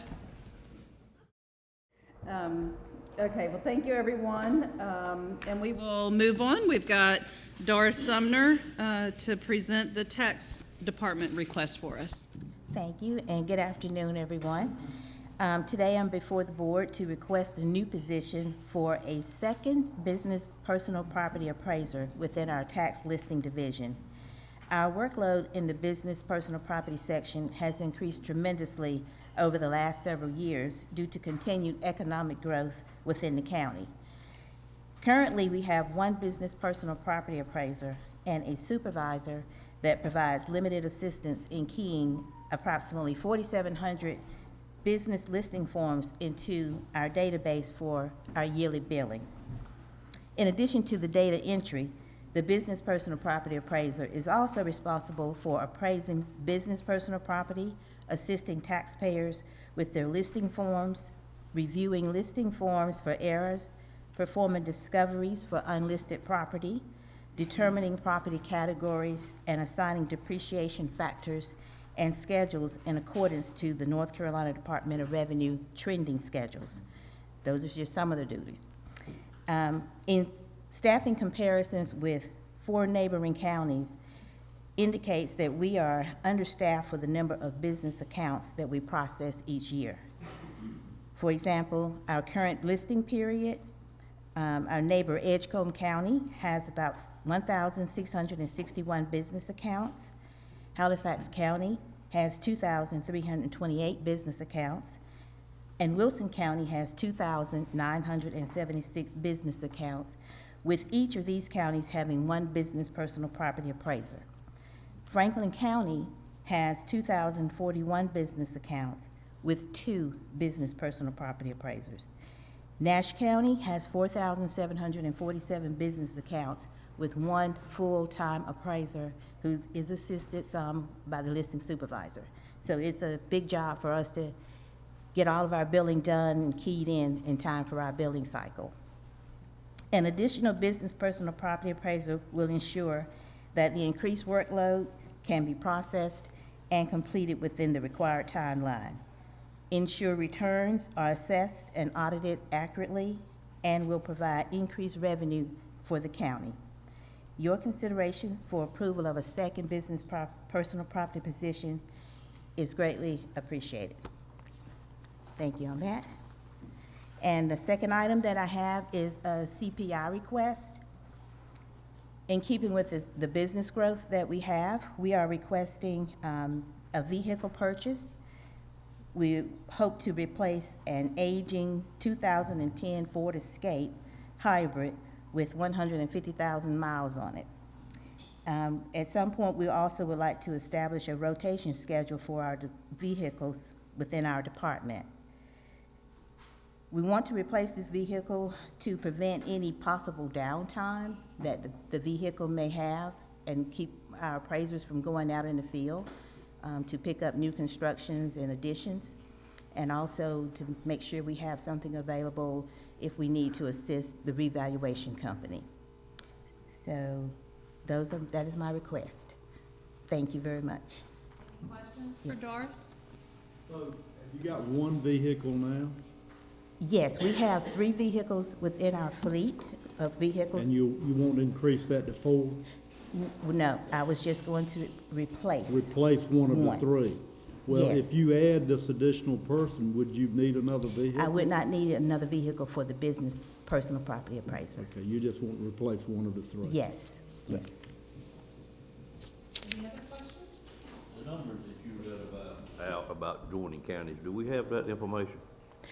No, sir, but I can get that for you. Can you get it to us? I think it is in my request, my position request.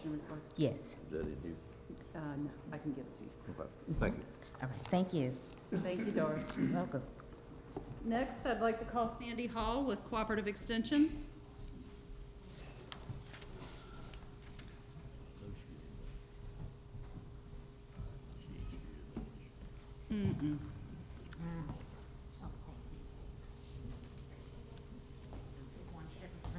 Should I pull them? Actually, So forgive me for inserting some PowerPoint information.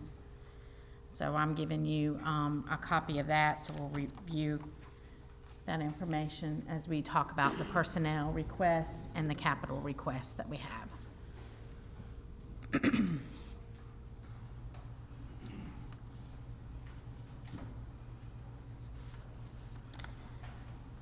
So the first sheet there is just that I'm here to request those 2 personnel positions and the 3 capital requests. And if you turn to the next page, I want to begin with a staffing chart, just an update. It's been a lot of changes in my office since the 1st of January. So if you'll look at, we are 2 systems that come together, working in a partnership with Nash County, with Cooperative Extension, A&T University, NC State University, and Nash County. And I serve as the County Extension Director as well as your 4-H agent. So if we look on the left-hand side, you will see the first vacancy right now is the Ag Agent position. Matt left on February 10th, 23. He was able to get a promotion as a County Extension Director in his county that he resides in Pitt County. The next one, hot off the press, is the Ag Agent, Field Crops Agent. Mariana Waters is leaving us. So that is new. Her last day is 4/7/23. We are in the process of going to be setting up interviews for the ag agent, but then the field crops agent is so new, we're not there yet.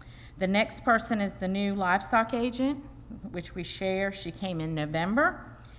Newly hired the administrative assistant, full-time, Miss Sally Jones. She started with us on March 13th. So all of those on the left are going to be your new staff. On the right are my more tenured people, part-time admin. You'll see Maureen Brown, our farmer's market manager, Regina, and Tracy. And as you move down the center, you will see why I have my first request is for a 4-H program assistant to be full-time. As you can see, there's a lot of moving parts, a lot of new people that need mentoring, need coaching, need starting over with systems and learning. Unfortunately, we're losing them to private industry, example with Mariana. And a lot of the new people that we're going to probably be hiring are going to be our college graduates that are coming into right out of college. So I guess it's a good time that we'll be advertising the position and looking at some May graduates, which require a little bit more hands-on and a little more opportunity to work with. So if you'll look down to the next page, which leads me into my HR request with that 4-H part-time position being moved to full-time. This PA would not replace my 4-H agent role. I would continue to serve in that hat. However, there would be more continuity. They would be there on a full-time basis and be available daily, where they're working right now at 1,000 hours a year. And sometimes they're working more in the summer and then the spring and fall, and we have some blackout times because of their 1,000 hours. 60% of the counties across the state all have a full-time program assistant, fully funded by the county. As we look around the counties that we serve here in Nash, if you look north of us, Halifax has a full-time program assistant with a full-time agent. Same in Edgecombe. Wilson is a little set up differently. They have 2 full-time agents with a full-time program assistant. Warren has a full-time, and then Franklin has a seasonal person. So, and those have been surrounding us for years. They're nothing new. So, as you see with our staffing chart, things have changed. Extension relies on volunteers. Volunteers have been the backbone of Extension. However, volunteering has changed over the years. People are looking for short-term volunteer. They're not in a long-term volunteer, which requires more staffing to manage volunteers. So there's another reason for the request for the part-time position to move to full-time. Any questions? The next page just has a full-time program assistant position and what they do and what the requirements, and that is provided by NC State University as across the state what full-time program assistants do. Any questions about that position?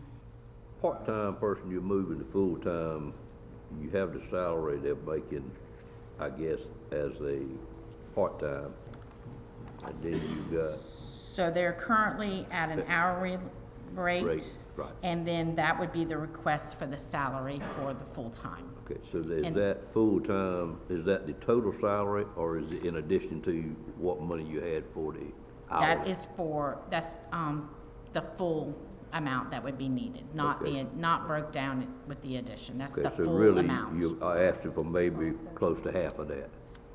A little bit more than. Right, a little bit yeah. more, I understand. Okay. Thank you.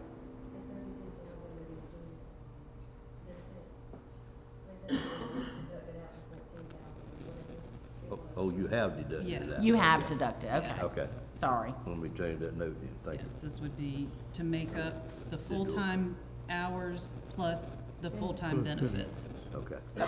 Okay. What? You looking at the 32 in the budget book, or are you looking at her hand? He's looking at my handout. I'm looking at her hand. He's not looking at that. Isn't that?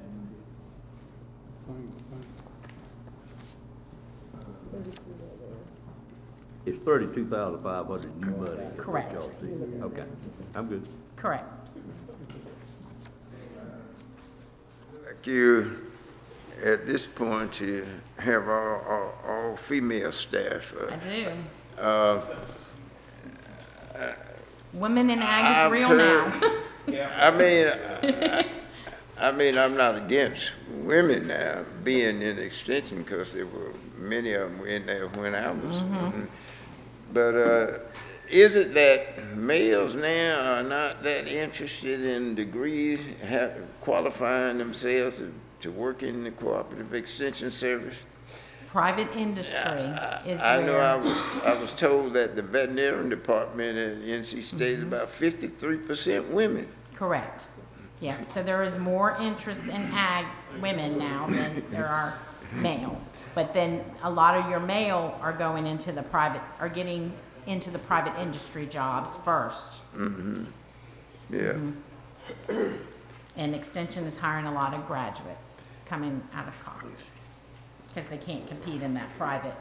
What about African American women? Are they showing any Yes, interest in cooperative extension and agriculture? yes, very much They so. are? Yes, we've seen that.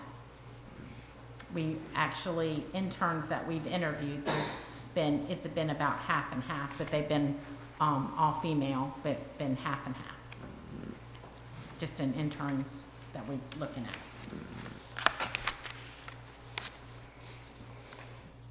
All right.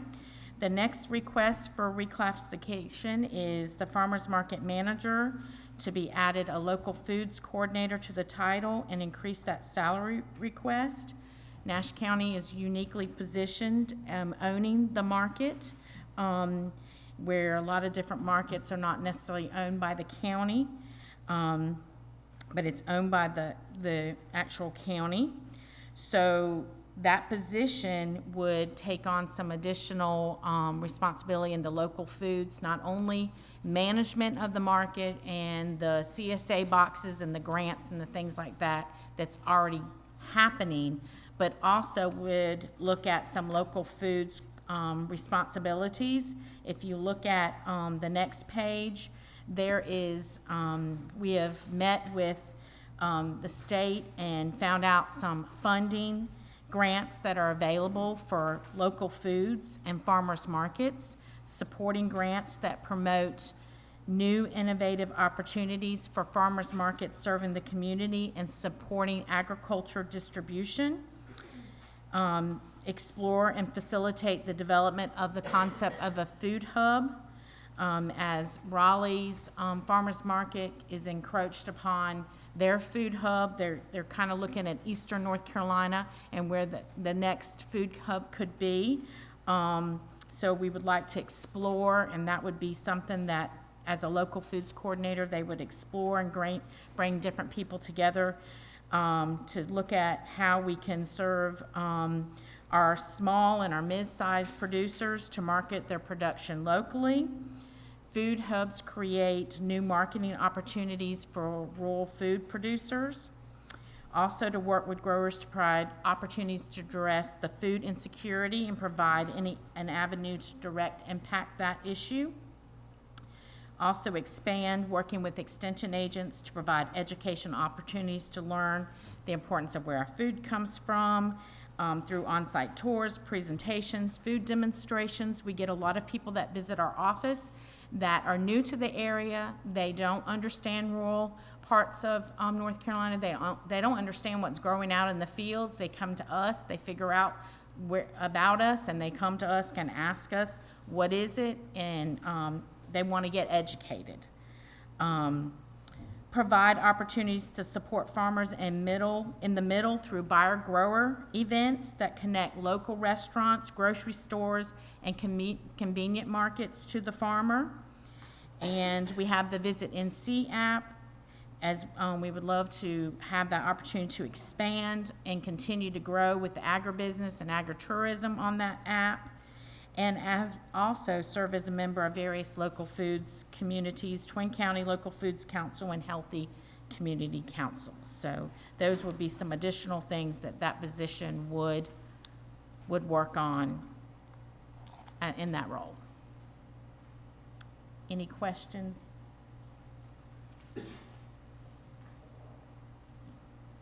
Okay. What is the likelihood of the partnership with Nashville to continue ongoing? They really like the partnership. They want, I get the feeling it will continue few more years. I can see that. They do rely on that partnership and working with Maureen, as well as working with our ag agents to identify and go out and do the farm checks and things like that. So I feel like it could possibly change from a 1 year to a longer term, but right now we're still just testing that water. They've had such a great success with that farmer's market this past year that I'm not sure they were really expecting. And I guess they're wanting to see how long that's going to continue, but the trend is more, local markets like that is still continuing to grow. Okay. All right, so we'll go into the capital projects. The first request is a shelter request for the Nash County Arboretum. As you already know, the Nash County Arboretum is a beautiful location for plant and flower enthusiasts to learn and be educated on various plants and flowers that grow successfully in our region. The Arboretum is made up of 10 garden areas which are creatively designed, planted, and maintained by 80-plus Master Gardener volunteers. And I would say we probably have one of the top Master Gardener volunteers in the state. Currently, there are 12 new plant and flower enthusiasts taking the Master Gardener volunteer course. So they would really like to expand the outdoor educational program with a shelter. The Master Gardeners, particularly led by Mr. Lee McCullum, that information is on the next page, came to me a year ago. How do we do this process? What can we do? So this is just a little bit of information that he provided of what they can see as opportunities provided with the pavilion. The next page is actual costs that came through the Miracle Park structure. Master Gardeners visited with Matt before he left. They went out to Miracle Park. They looked at the structure. They liked that structure there. So this is that quote. And then the next page is the quotes and what was spent on the actual concrete, the labor, and additional materials that were the closest with working with Mike that he thought would help us come up with a figure.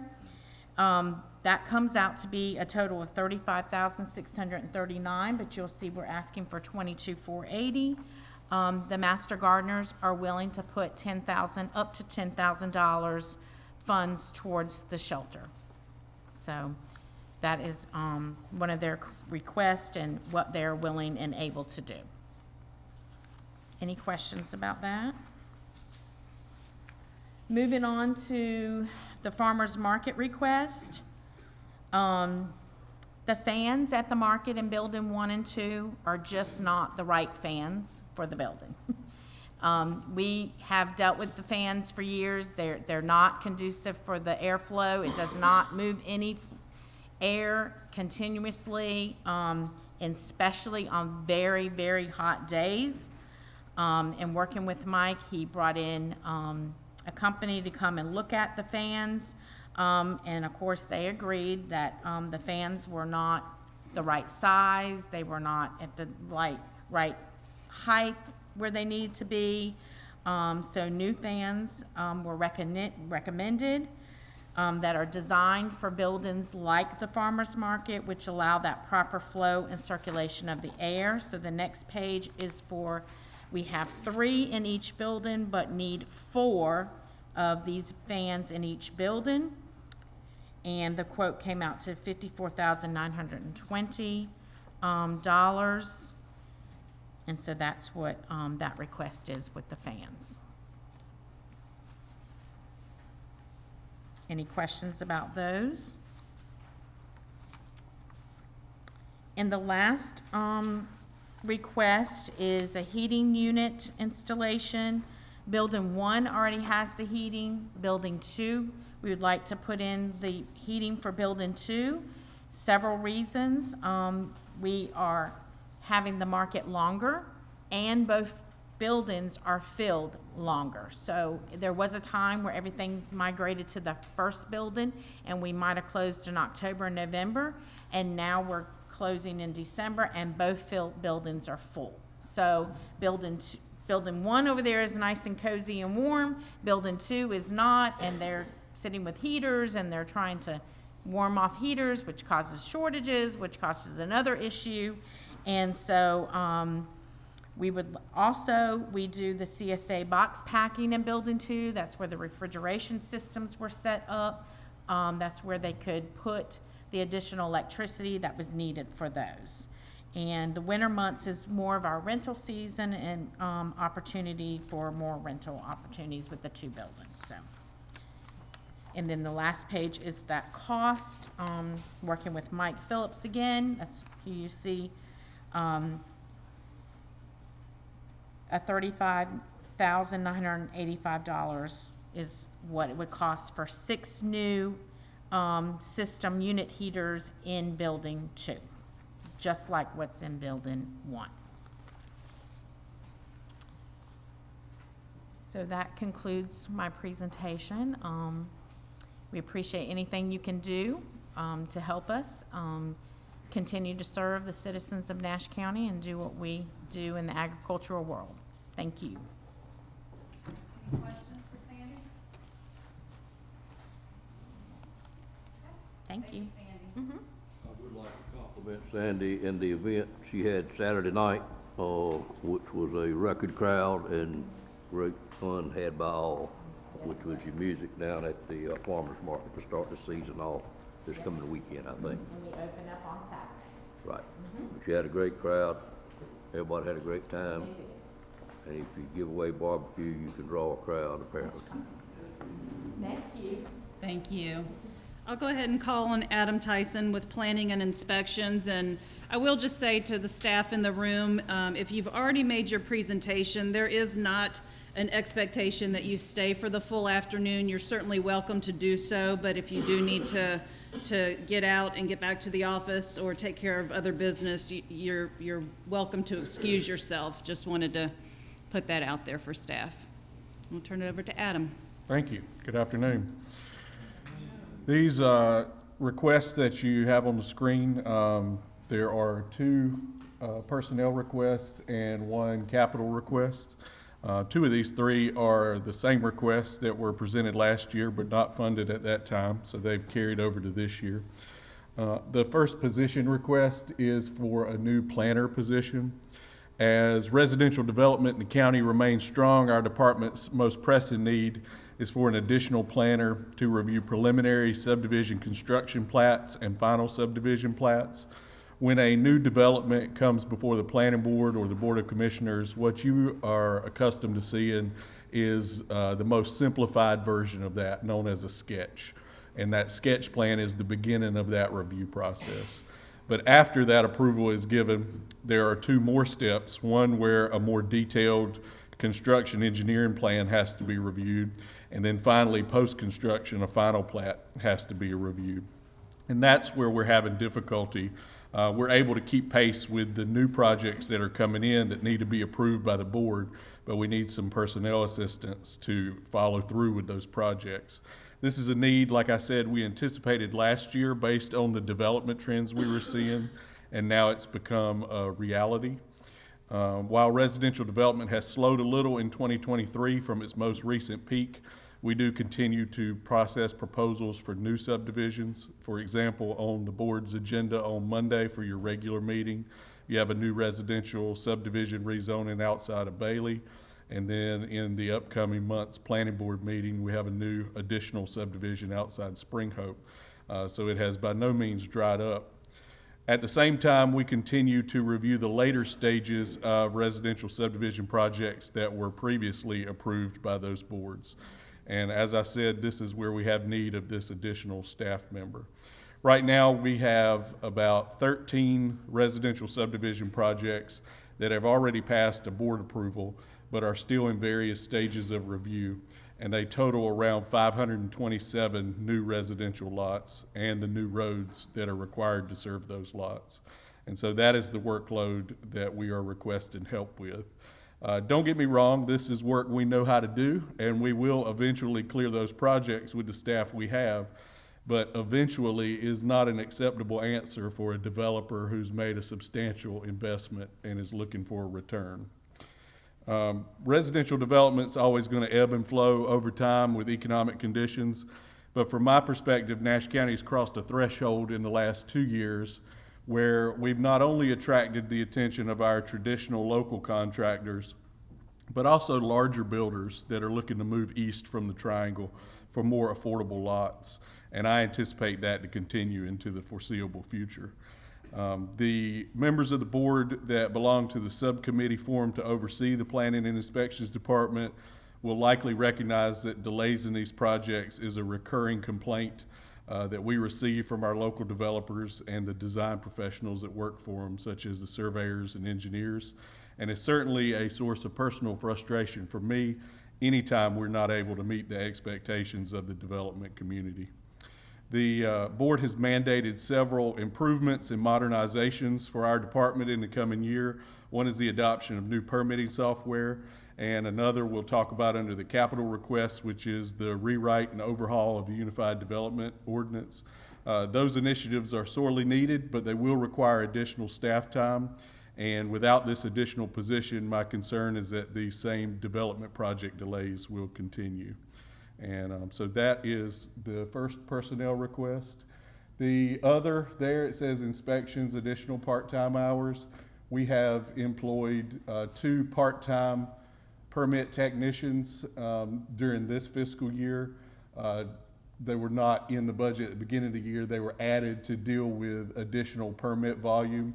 They have greatly sped up the amount of, or lessened the amount of time once a set of building plans gets approved to when that actual permit can be issued and paid for and the project can begin.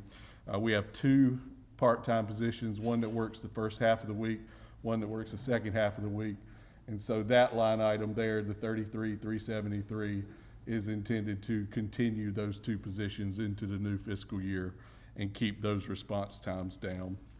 And then finally, the one capital request is funding to hire a consultant to overhaul and rewrite the Unified Development Ordinance. The Unified Development Ordinance, as you know, was adopted back in 1998. It's certainly been amended since that time, but never completely overhauled. We have several goals in the overhaul. The first is to conform to the recommendations that came specifically out of the comprehensive land use plan that the board adopted back in November. Secondly, you'll recall back in July 21, we made some changes to our ordinance to bring it into alignment with the changes that were made at the state level under General Statute 160D, the enabling legislation for planning and zoning. And while that was kind of a Band-Aid that kept us legal, we would really benefit from a complete reorganization of the ordinance following that new framework that is in the enabling legislation.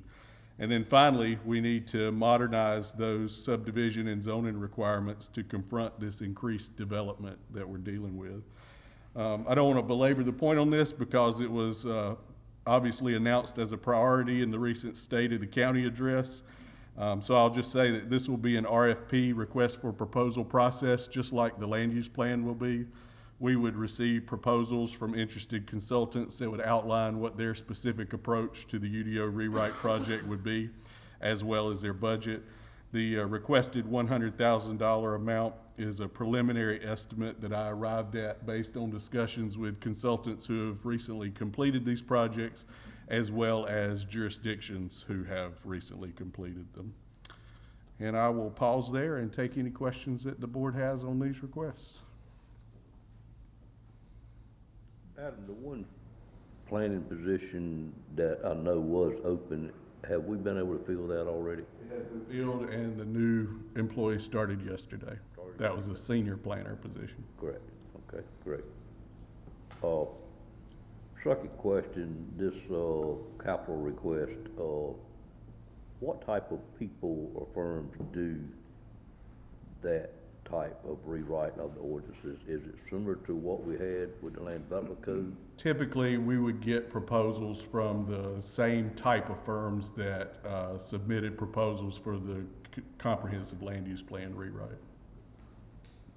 Did we have numerous ones that submitted a proposal on the first Yes. time? Mhm. So they are out there, Yes. thinking that will not be a I think non-issue? we chose from among 4 or 5 proposals for that consultant. Thank you. Any other questions for Adam? Thank you for your time and Thank your consideration. Thank you, Thank you. Adam. Next, I'll call on Thomas Gillespie with Parks and Recreation and Park Facilities.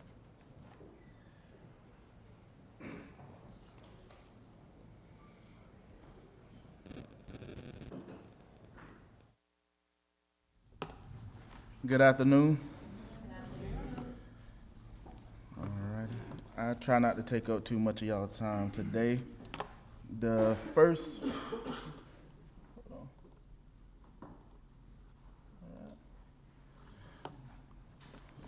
I'll wait till Scott finish passing out the PowerPoint. Thank you, Scott.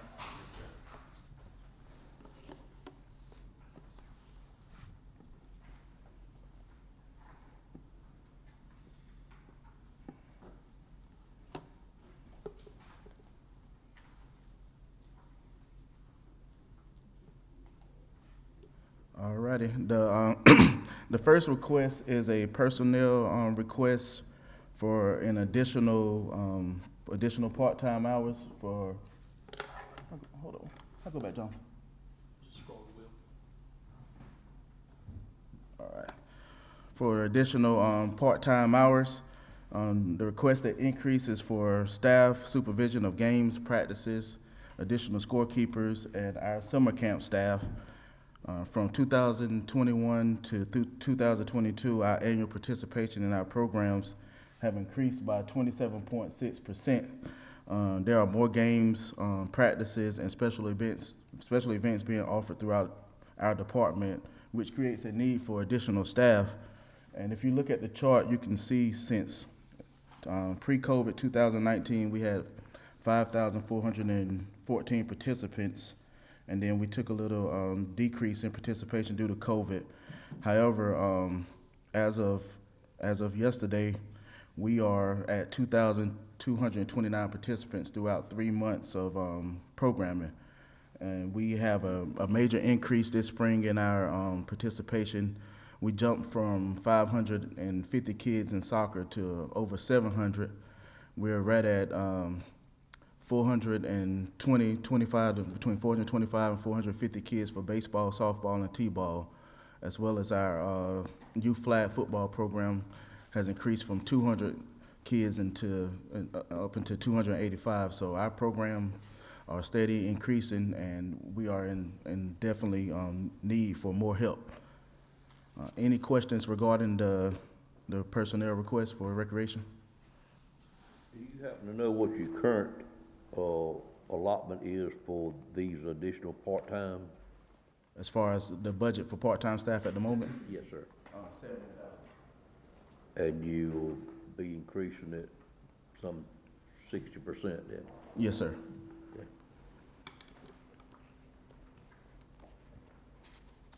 Thomas, are those people available to find that work part-time like that?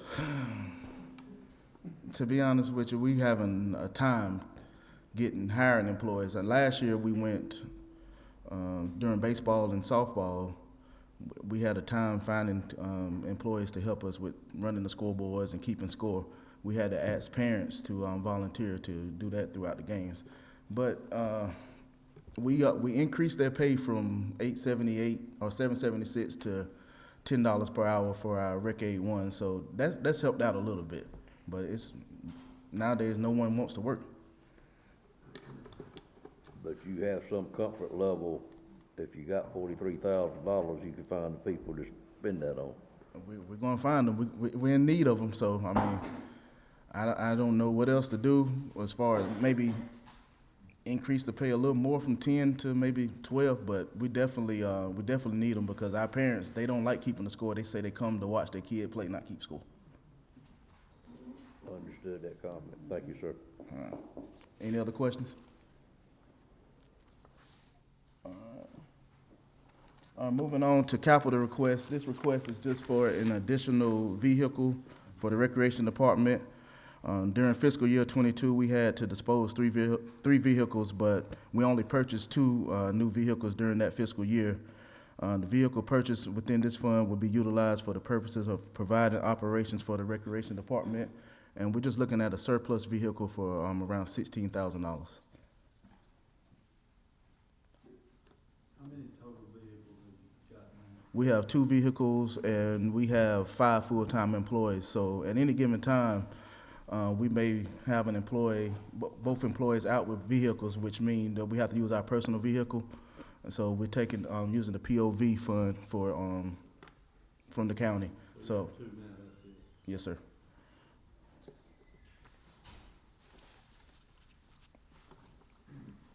Any other questions regarding the request?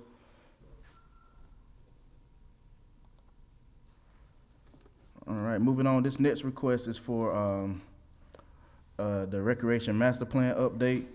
The Parks and Recreation Master Plan will reflect citizens' desire for more parks, recreation, and nature preserves. The 10-year master plan for the Parks and Recreation address how to meet growing needs and the growing population in Nash County over the next 10 years. Our current plan runs from 2014 until 2024, so we will need to update that for 2024 into 2034. The master plans are definitely valuable when seeking grants for Part F, LWCF, and other sources of revenue. An updated master plan is the guide for growth and the development of parks and recreation facilities, programs, and staffing for the next 10 years. And I reached out to several different consultants, and the price, it ranged from, we'll say, $60,000 to $130,000. So I pretty much did an estimate and reached out to the town of Nashville, and the price that we came up with was roughly about $75,000 because the town of Nashville just completed their master plan last year. Oh, we had updated that when we started Miracle Park. The master plan? Yes, sir. No, sir. We did, the last time we updated the master plan was 2014. And that was adopted by the board on November 1st, 2014. Thank you. All righty, moving on to the next request. Of course, there's been a lot of discussion regarding the East Coast Greenway and the Mountains to Sea Trail, with Nash County trying to get on board with getting connecting to the trail. So the Trails and Greenway Master Plan will include existing and proposed trail facilities in Nash County, as well as goals, policies, and recommendations for developing the Trails and Greenways system. It would also include how trails should be designed and built, and how and what they are named, and how they are managed and maintained. So this request, the Trails and Greenway will provide a variety of benefits that ultimately affect the sustainability of the region's economic, environmental, and social health. These benefits include creating value and generating economic activity, improving bicycle and pedestrian transportation, improving health, active living, clean rivers and protected wildlife, protecting people and property from flood damage, and enhancing cultural awareness and community identity.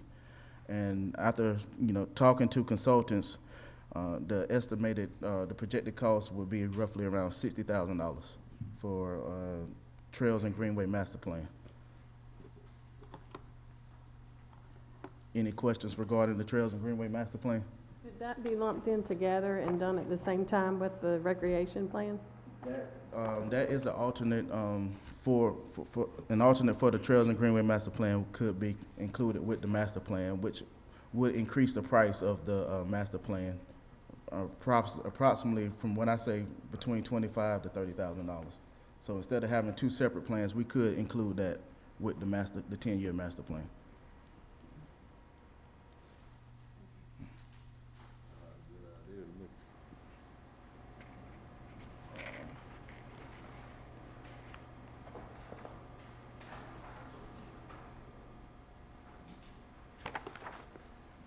The next item that I have is a major building and improvement capital project, which will be lighting for the Miracle Park at Coopers. Lights are needed for the spring and fall baseball soccer programs for the county. During the fall and early spring, we have trouble practicing and playing games at the Miracle Park. The lights also would be beneficial when we're hosting tournaments for here in the county. What we've noticed during the fall and the winter, we will have to send some of the teams to the city of Rocky Mount or the town of Tarboro because our facility is not capable of hosting those tournaments because of time change. So we are requesting, the capital request is for lights at the Miracle Park at Coopers, and the projected cost for baseball and softball altogether is $1.5 million. Any questions?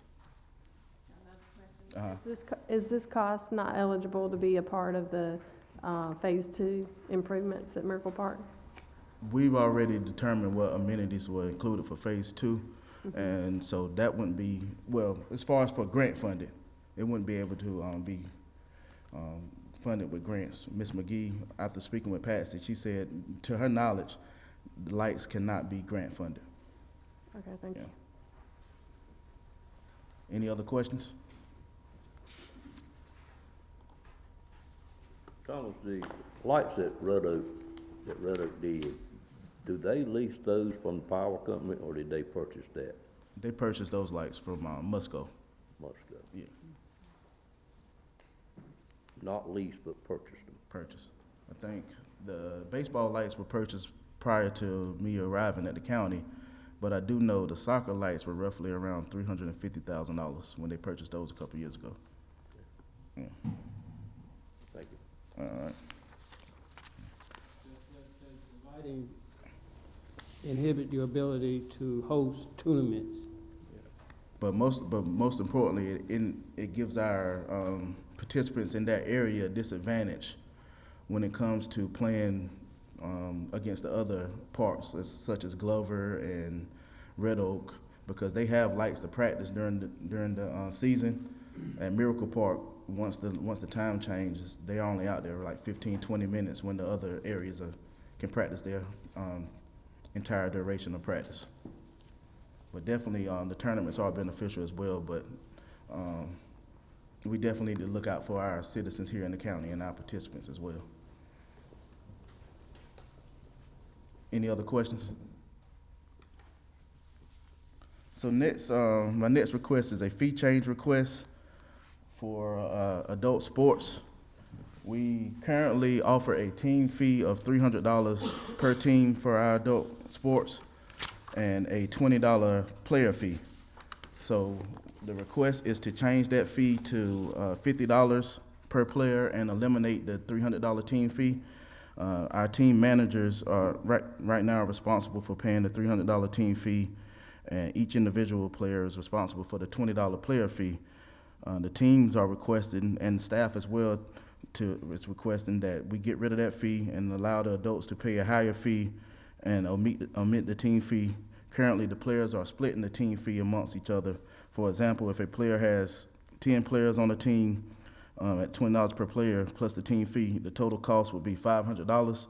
If we get rid of that fee and increase the fee to $50 per player, we still would collect the $500 in revenue, and each individual player would be held accountable. A lot of the team managers are putting that fee up front, and then they're not getting reimbursed by their players, so I think it's time to eliminate that team fee.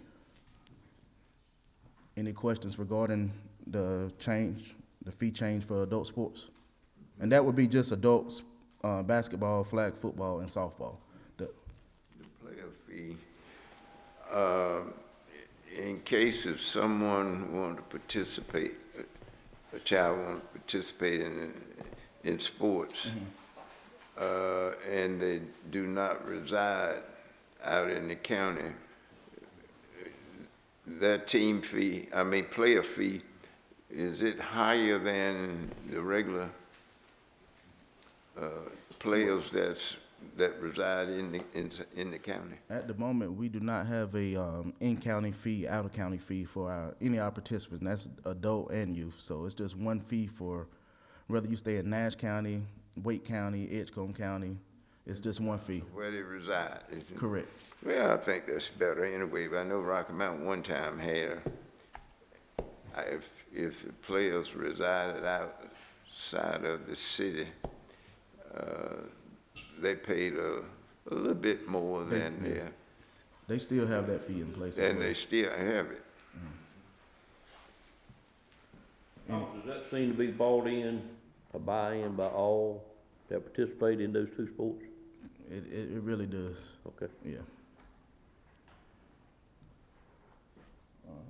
Any other questions regarding the fee change? All right, moving on, the next request is a fee change request for increasing the current participation fee for our tackle football program. Currently, we charge $40 for participants that sign up for football, and I would like to, I'm requesting to increase that fee to $50 per participant. Football is our most expensive sport to outfit a player. For equipment, the shoulder pads, the helmets, and uniform, it costs around $250 per player. And we also provide security for our home football games and via off-duty cop, as well as inflation. Since COVID, the helmets have went from $75 to $100 for a kid, but per participant for football. So I did some research, and the city of Rocky Mount, they're charging $50 for football and for in-city residents and $75 for non-city residents. So that fee hasn't changed in a decade from $40, and I think due to inflation, now is the time for us to increase that fee from $40 to $50. And Thomas, the $250 is paid by The county. Yeah. Thomas, do you have businesses that sponsor these youth programs? We do have, we do get a lot of businesses in the community to sponsor our programs. Not so much as football, but we definitely get a lot of businesses that support our baseball, softball, basketball, our other sports regarding football. Well, our other sports other than football. But we do get a lot of support from the community as far as sponsorship.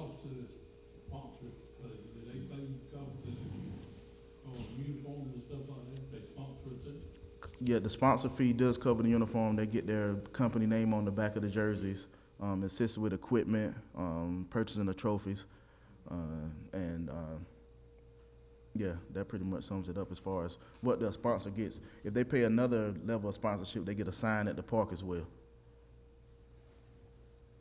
Can you provide us with a listing of the businesses that sponsor a team and what is it, football or whatever it is? Yes, sir. Just so we get a feel for, because I'm betting there's probably some kids that it's not much money, but they probably can't afford it. I will get a list of the businesses and I'll email it to the board. Thank you much. Okay. Do you fully equip each player with what they need in football? I know she lists helmets here and So as far as if someone signs up for football, we provide the helmet, we provide the jersey, we provide the shoulder pads, the entire uniform with the pants that have the pants included. We provide them socks, and they turn all of the major equipment back to the county at the end of the season.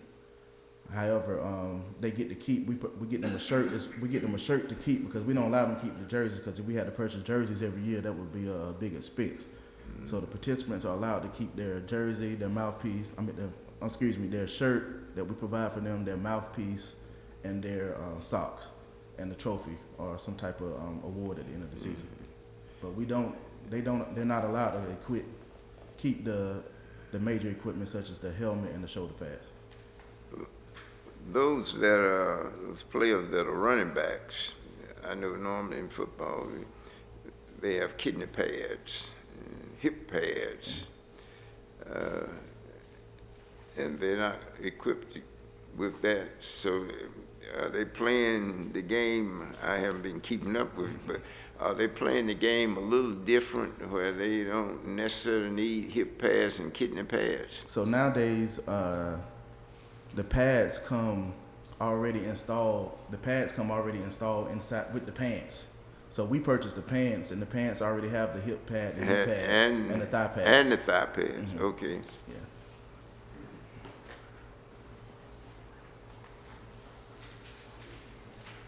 Any other questions regarding the fee change request for tackle football?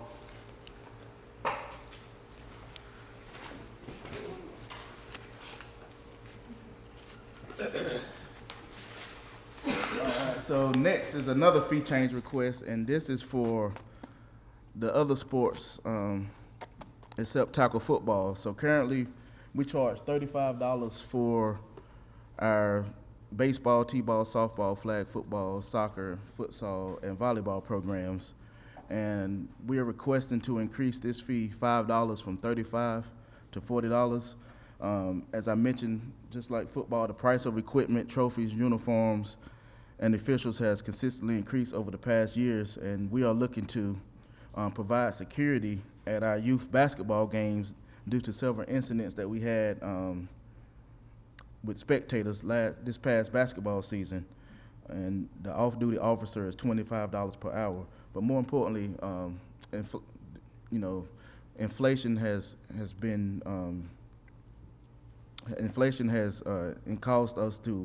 caused the uniforms to increase and everything, all the equipment to increase.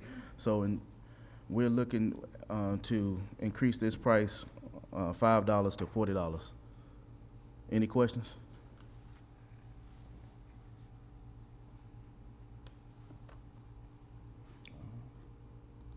And this next chart is just I did some research from other departments throughout the area, and this chart just shows how much they're charging for their activities.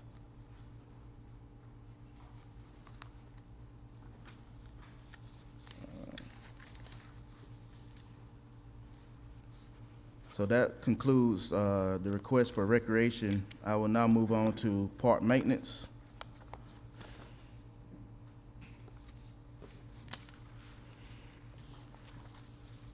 And the first request for park maintenance is for 2 full-time park maintenance specialist positions. Both positions will assist the park maintenance department with the operation and maintenance of county parks and athletic fields. Positions will prepare athletic fields and assist with mowing, trimming, and other landscaping duties. The positions will also perform other grounds and park facility care duties as assigned. Currently, our park maintenance department is responsible for approximately 126 acres of parkland within the county. They're also responsible for the maintenance and upkeep of 18 baseball and softball fields, 7 basketball courts, 5 soccer fields, 4 multipurpose fields, 7 playgrounds, approximately 2.5 miles of walking trails, 1 disc golf course, a special events lawn, 11 picnic shelters, and 6 restroom/concession buildings. In August of 2022, we received a North Carolina Part of grant for Phase 2 at the Miracle Park at Coopers. And Phase 2 will consist of 2 dog parks, 18-hole disc golf course, sand volleyball event stage, and an extension of the walking trail. So that request is for 2 additional staff. We've had a lot of turnover in our department within the past 6 months, and the main reasons that the guys mentioned were they were burnt out due to not enough help. So I feel like with the county steady growing, we need to get the guys some help because we don't want to. We just hired our another park maintenance specialist, so they're not fully staffed, and I don't want to lose those guys. They work hard, and we need to get them some help if we can. How many positions you currently have? 3 full-time. We have 3 full-time employees. We have 2 part-time employees, 1 that cleans the bathrooms and picks up the trash at the parks, and then another part-time employee to help the guys out throughout the season. Do you have capital requests coming up for these 2 people? These 2 positions? The 2 new positions? Right. Will it require a vehicle? We have, I think we have enough vehicles right now. As far as request, we do need to replace a vehicle, which I'll speak on a little later. Okay. So Thomas, if you got these two people, that would put you at 5 maintenance. 5 full-time. And why don't you just kind of go through what those 5 people would be responsible for? The fields, the locations. So, the 5 guys are responsible for maintaining Miracle Park, which is 46.5 acres when developed. Glover Park, 21 acres. Ennis Park, 27 acres. Bailey Middlesex Park. We play at Castelia during flag football during the spring season, so they have to line and keep that cut.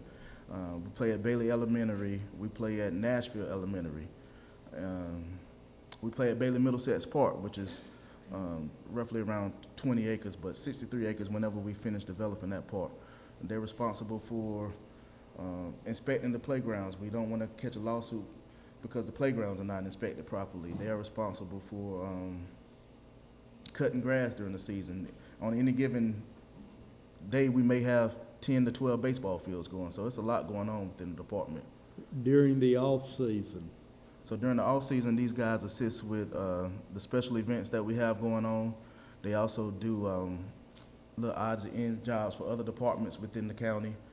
They currently cut the old animal shelter right now. They keep the shop cut but the main thing during the off-season, we have ryegrass going to keep the fields looking good, so they still mowing during the off-season. So it's not at like times as they're well. off during the off-season. Correct. Right.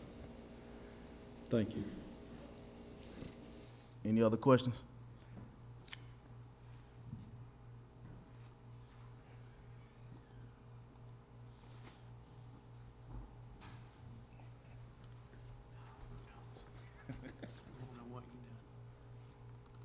Thank you, sir.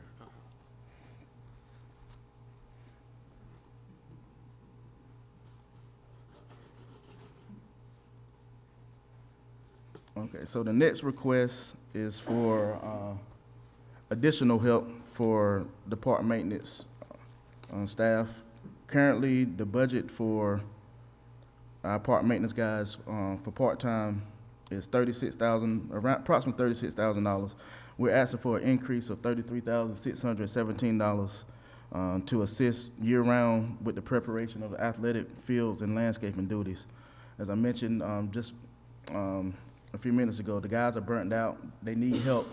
They only have one part-time, two part-time guys at the moment, but one is just responsible for cleaning the bathroom. So we're asking for help. And that's all they keep telling me. They need help. They don't want to get burnt out. We have tournaments throughout the season from March into November. So those guys have been working on the weekends as well.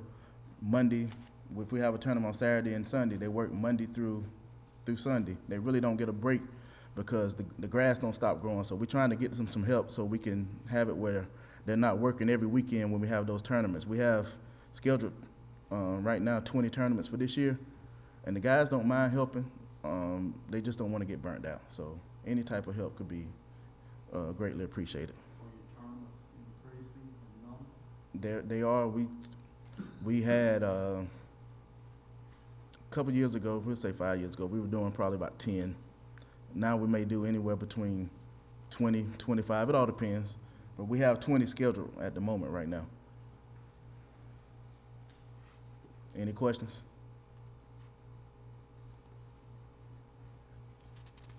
So this next request is a replacement truck. We have a 4-door F-150 that is having safety issues. The truck will lose power while driving and it currently will not start or change gears. It's a safety hazard for our employees, and we're looking to replace this truck. We've taken the truck to Taylor's Exxon, Ford place. The guy said that there's nothing they can do for it. And we need to get a new truck for our employees, especially for their safety. So right now we have three trucks, and 4 trucks and 3 are currently running, and this F-150 is not running. It's a 2011 F-150.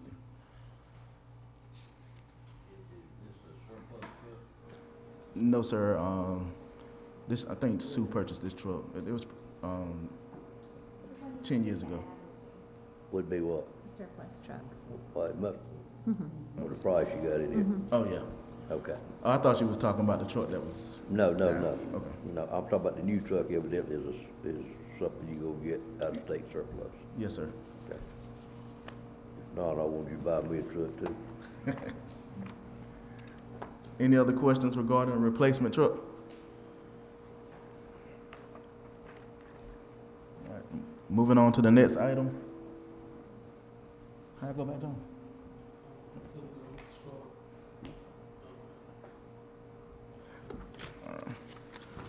This next request is for an additional picnic shelter at Miracle Park. This would be adjacent to the basketball courts. This shelter would create more space for hosting picnics, gathering with friends, escaping inclement weather, or watching your children just enjoy leisure. The total capital request cost is $30,000. This includes the structure and concrete. And I'll entertain any questions regarding the request for the 20 by 20 picnic shelter. Is this something we have an obligation for? This is it? Mm-hmm. Okay, thank you. Alrighty. Seeing that there are no questions, I'll move on to my final item. All right, good.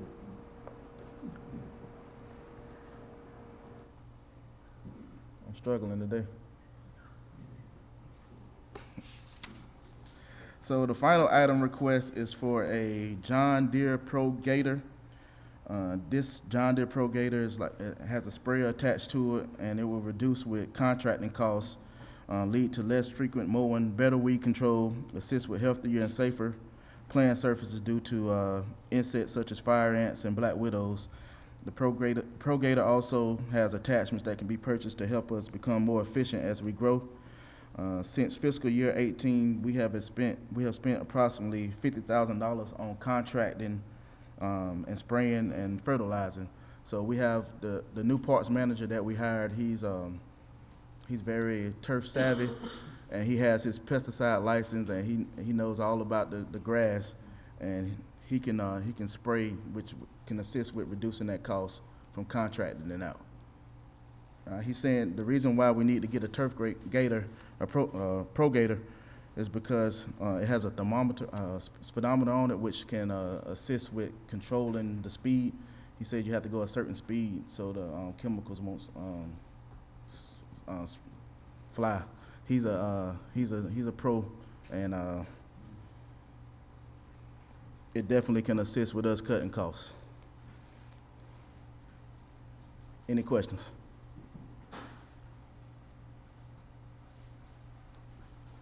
I think that's it. All right, Thank you. thank you. Center support specialist at the Southern Nass Senior Center was 100% funded through grant or through the county funds, but when we received CARES funding, we were able to utilize that for salaries. So we moved that position under grant funds, and once those funds for CARES had been utilized, we moved it back into the block grant. And then in 2021, we actually created the position for Senior Center Support Specialist at the Nash, which was a new position, and so that has been funded 100% under the block grant. So we're asking that the county look at moving this under the county funds and the grant funds, and this will help us be able to provide more programming for our seniors and the upkeep of our buildings in utilizing those grant funds. The second request do you have any questions about?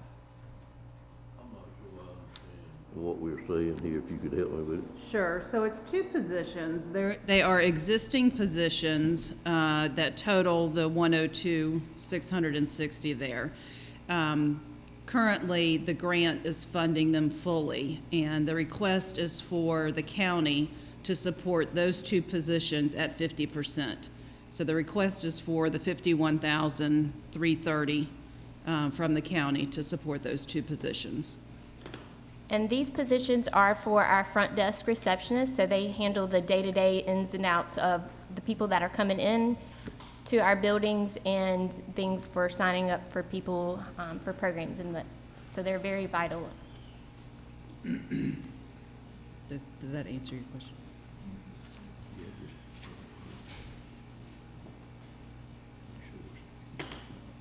Okay, all right. We're good. Okay, so the second request is our capital request. It is for architectural services and expansion of the Nash Senior Center. This request comes from a previous utilization study done in 2008 by Oakley Architectural Services when it was recommended to expand the center by 7,500 square feet, which would essentially double the size of the building. According to the North Carolina 2021 Aging Profile, North Carolina is ranked 9th nationally in population 65 and older. Nash County is ranked number 30 for 65 and older and is projected to grow by 17% by 2041. The older population is growing due to increased longevity, migration, and aging baby boomers. Both of our senior centers are feeling the growth.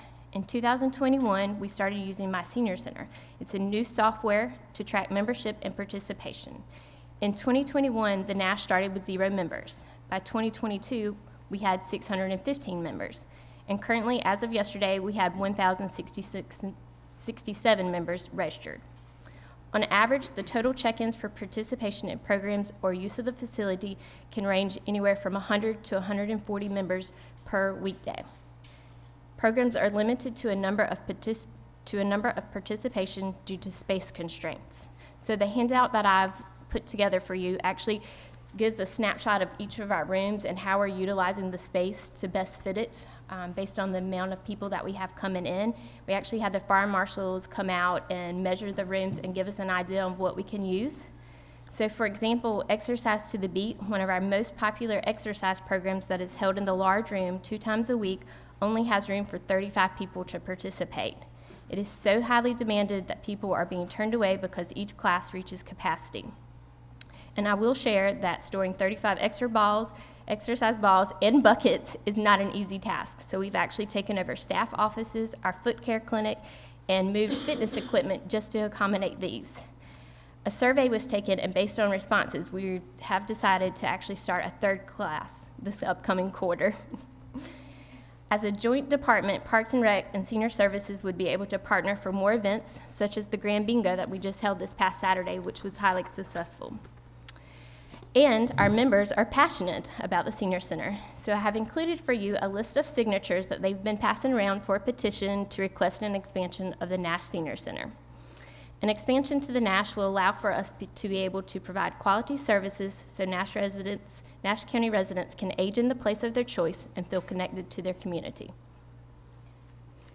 Any questions? So this was done in 2008 by Oakley Collier. Where did they show this would be taking place, this expansion? Can you give us some info on that? Yes.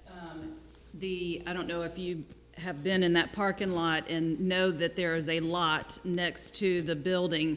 Those lots actually used to be the backyards of the 2 houses that are on Washington Street. Wayne Moore led the charge at the time for the county to purchase those properties when they were available and rezone the yard. Yes, so we have that side yard to grow into. So would that expansion be connected to the current building? It wouldn't be a separate standalone building? My vision has been that it would be connected, but we could certainly explore whatever. I don't think it is. You don't think it? I don't think it was. Well, I don't know. Oh, okay. It just seems like it'd be better if it was able to connect it. You could do it with a walkway or something, Yeah. but I don't think it lined up to do that. Okay. So there is kind of a plan in place, okay. Yeah, there is. And now the plan, since, when did Parks and Recreation join the county? Was that 2006? So that was right before we had that study done. But now that we've joined those departments to work together and to share resources, we would like to look at an expansion that would include space for our Parks and Recreation staff and potentially our Veteran Services staff, to make those services more accessible to the senior population, although we recognize that it's not just seniors that use the veteran services, but any exposure that the center can get from other individuals in the community is just a plus. Would you have additional parking? If you're gonna expand, if it's growing, you gotta have a place for the people to park, and older people can only walk so far. I Sure. know that personally. Sure, and yes, definitely parking needs to be considered already anyway. The county has ownership of a couple of properties there in the block behind us, and that is an ongoing conversation right now to figure out what we're gonna do about parking. Is that included in your projection? It's not. And I think after looking at it, so we've looked at it and walked the grounds over there, we could potentially have a staff area for parking, and that would leave some vacant parks that we have now in our parking lot, and then we could have a staff entrance with our cards to be able to scan those for safety reasons for staff, because we don't currently have that on our doors. Well, I just said you need parking for Yes. senior citizens, as convenient as it Oh, can be to get they in the building. already complain when they have to park in the gravel parking lot and come to programming. So staff are actually making sure we move our vehicles when we know we're gonna have large events. Yeah, I got So, yeah. Okay, well, thank you. Thank you.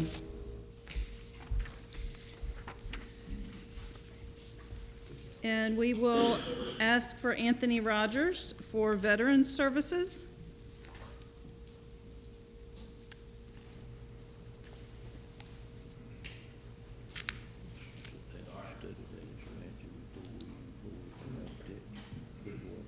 Okay. Good afternoon, everybody. So, for Veteran Services, we are requesting an office assistant. Currently, we have been more than tripled our numbers since I've been working in the office. With this large veteran population in the area and also other veterans coming from surrounding counties, it'd be very beneficial to have an assistant that can take over, continue to take over answering the phones and processing paperwork and filing our paperwork.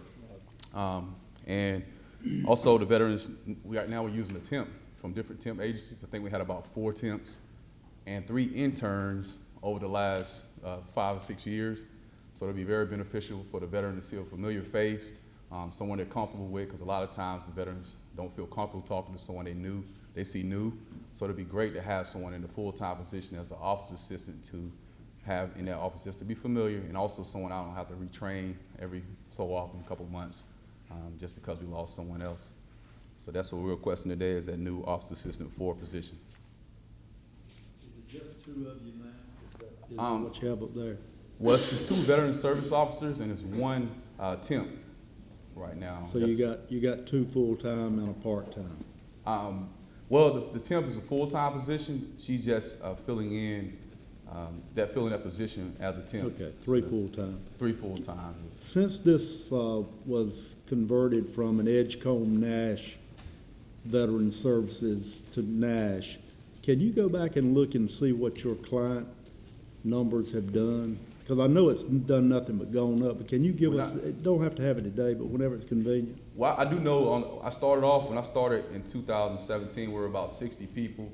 And just for example, last month we saw about 340 people through the phone calls and walk-in. And what's happening is we're going to influx a lot of people from other counties. Because we felt like when we did it, because it was inconvenient for veterans to really get to an office to get that service, that the numbers were probably going to go up when we localized it in Nash County. Yes, sir. And a lot of veterans just don't realize that we're there and they're learning. We got a lot of people moving up north or different locations to our county. But a lot of people just didn't realize we were here, and now they're starting to realize we're here, and we are in a steady location. I think it was kind of confusing when we're open on Tuesday and Thursday, and then Monday and Wednesday in 2 different locations, but now it's been a lot accessible for our veterans. So you're 3 and you want to go to 4, right? No, sir. It's going to actually it's going to be 3 full-time positions. The temp right now is in a full-time position, but she's a temp from the Express. So you're going to make the temp a full-time position? Is that what you're proposing? Yes, sir. Okay. Yes, sir. If I'm not mistaken, Madam Manager, wasn't that in the budget last year? Didn't they ask for that last year? They did, yes. And what we ended up doing was providing them with money in their professional services line item to be able to get another body through the staffing agency. And the figure that's here before you is the offset number that if we added the money that we have in their professional services line item with these funds, that would provide them with a permanent full-time position.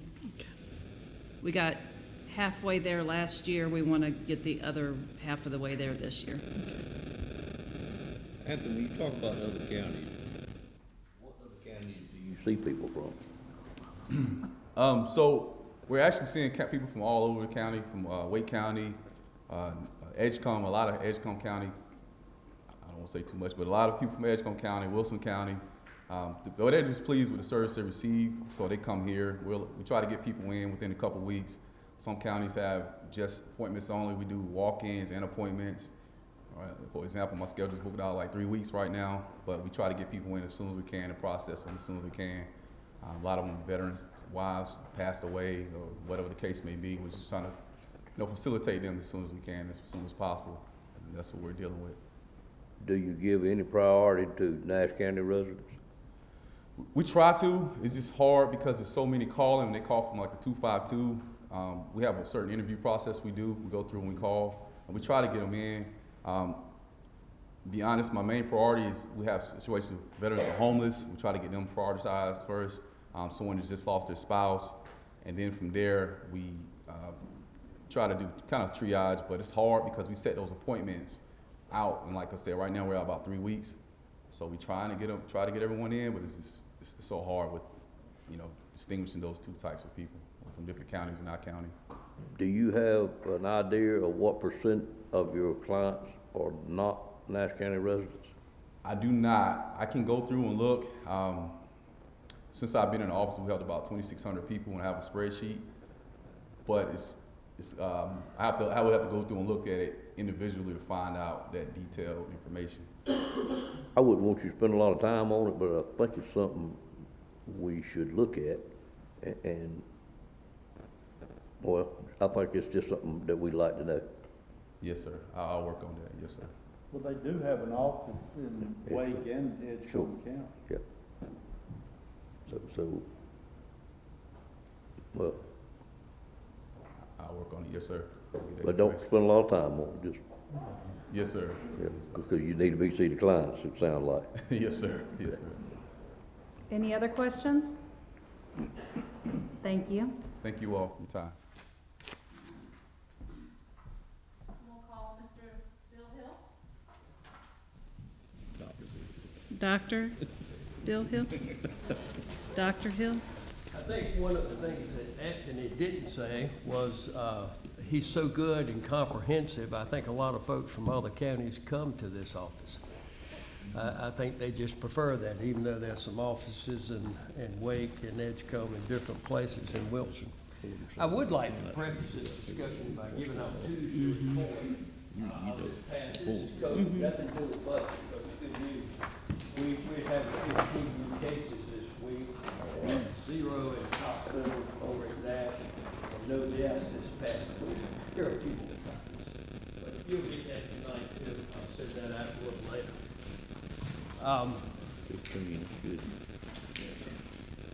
First of all, in animal control, we're looking at a new office, a support person, really a kennel attendant.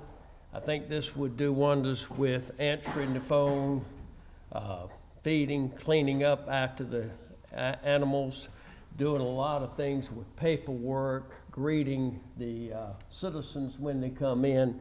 It's basically a $31,800 salary, but with fringe benefits, it comes out to $47,000.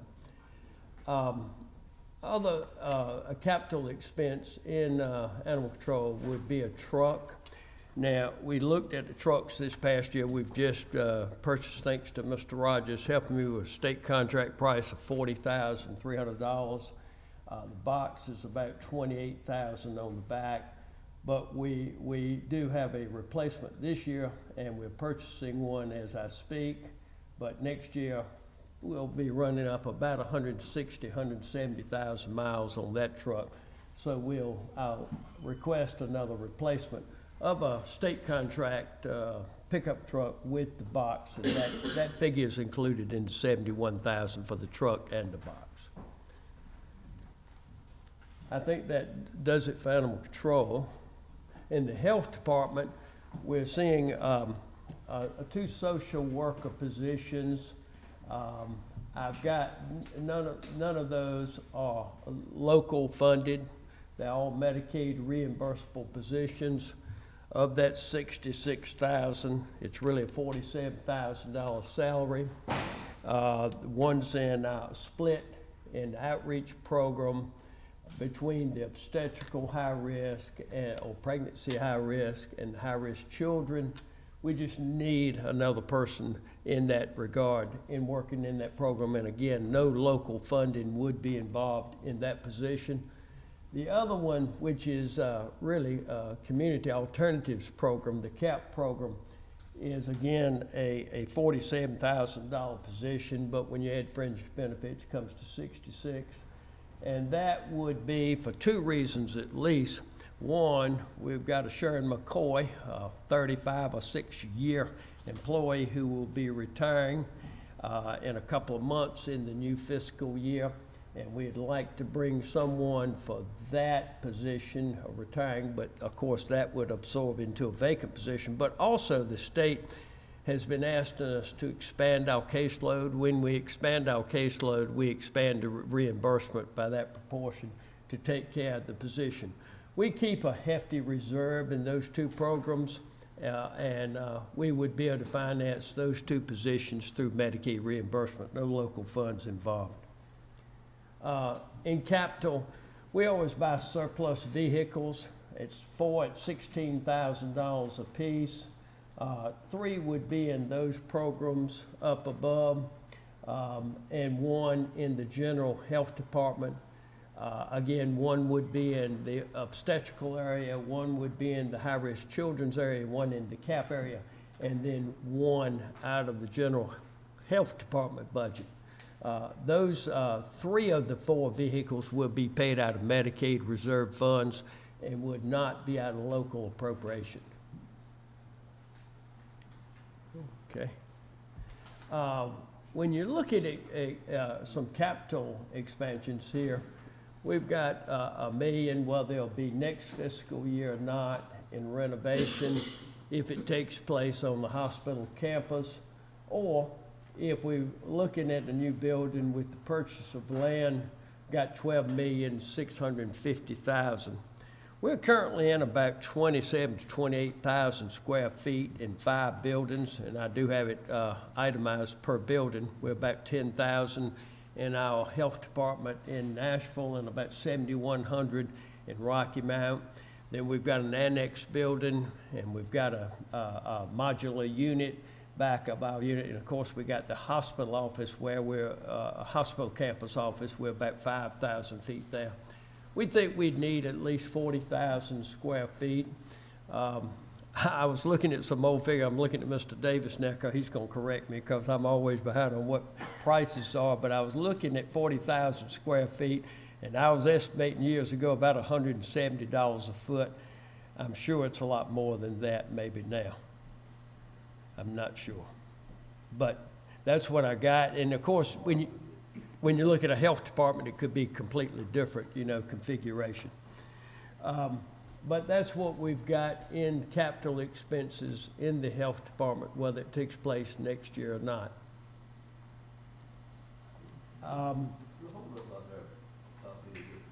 Okay.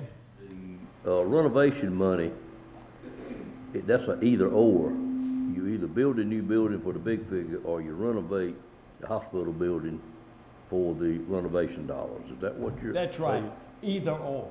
Okay. The $1 million, if we go into that East Point building with the renovation that would need to take place, or if you purchase land and go into the other, it may be at the tune of $12 million. But it's either or, the renovation or the purchase of land and a new building. Or we're thinking we're at the point where we know what we're gonna do.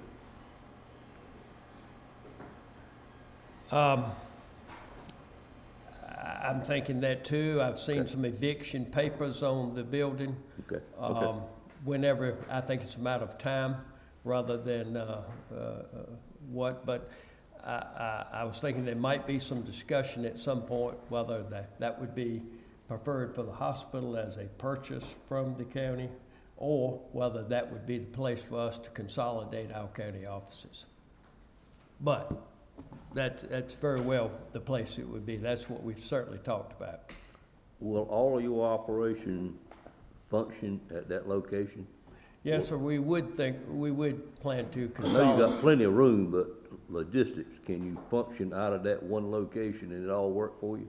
Well, I think, we're obviously moving from the county seat, moving away from southern Nash County. I do have a concern about that. Whether we'd want to keep a satellite in Nashville, whether that would defeat its purpose, I'm not sure, but our plans would be to consolidate the two offices, Rocky Mount, Nashville office in one facility. Right now, we run clinics full-time in both offices in Rocky Mount and in Nashville. We run WIC offices in both offices, so we do run duplicated services except for environmental health in both offices. And we have set aside funds to do this renovation with anyway, do we not, Don? I believe you did with home health sales. The funds would have back quite. Oh, you're right, you're right. Edgecombe County. You're right. Step. They're 45% interest. Right.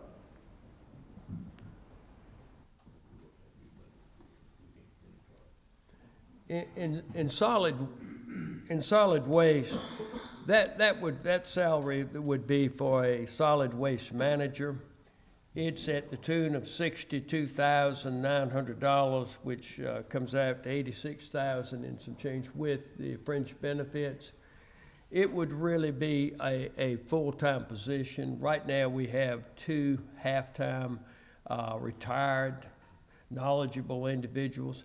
We would do away with one of the half-time positions, and it would be the responsibility of managing the landfill, the total solid waste program, overview of the 9 convenience centers, and of course the state inspection compliance reports. It would be with the closed MSW landfill. It would also involve the inert debris or yard waste facility or landfill and our general C&D landfill.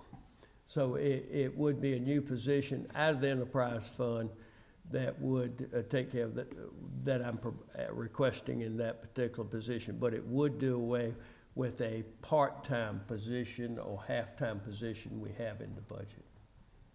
The other one is a 10th convenience center site in the Westmount community.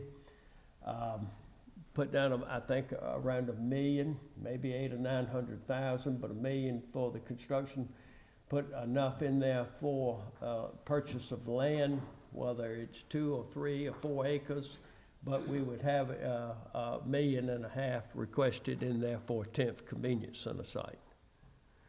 I will say that we've done this proposal, and I think that pretty much concludes that proposal or request, is done with an overall reduction in the health department budget request by $174,000 next year.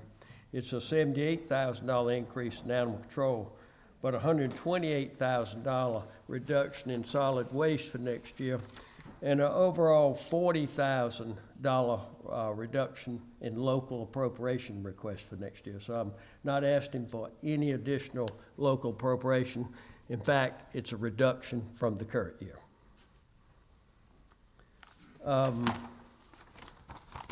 I think that concludes my budget. This is about a $13.5 million budget overall, from 9.2, a little less this year than last year.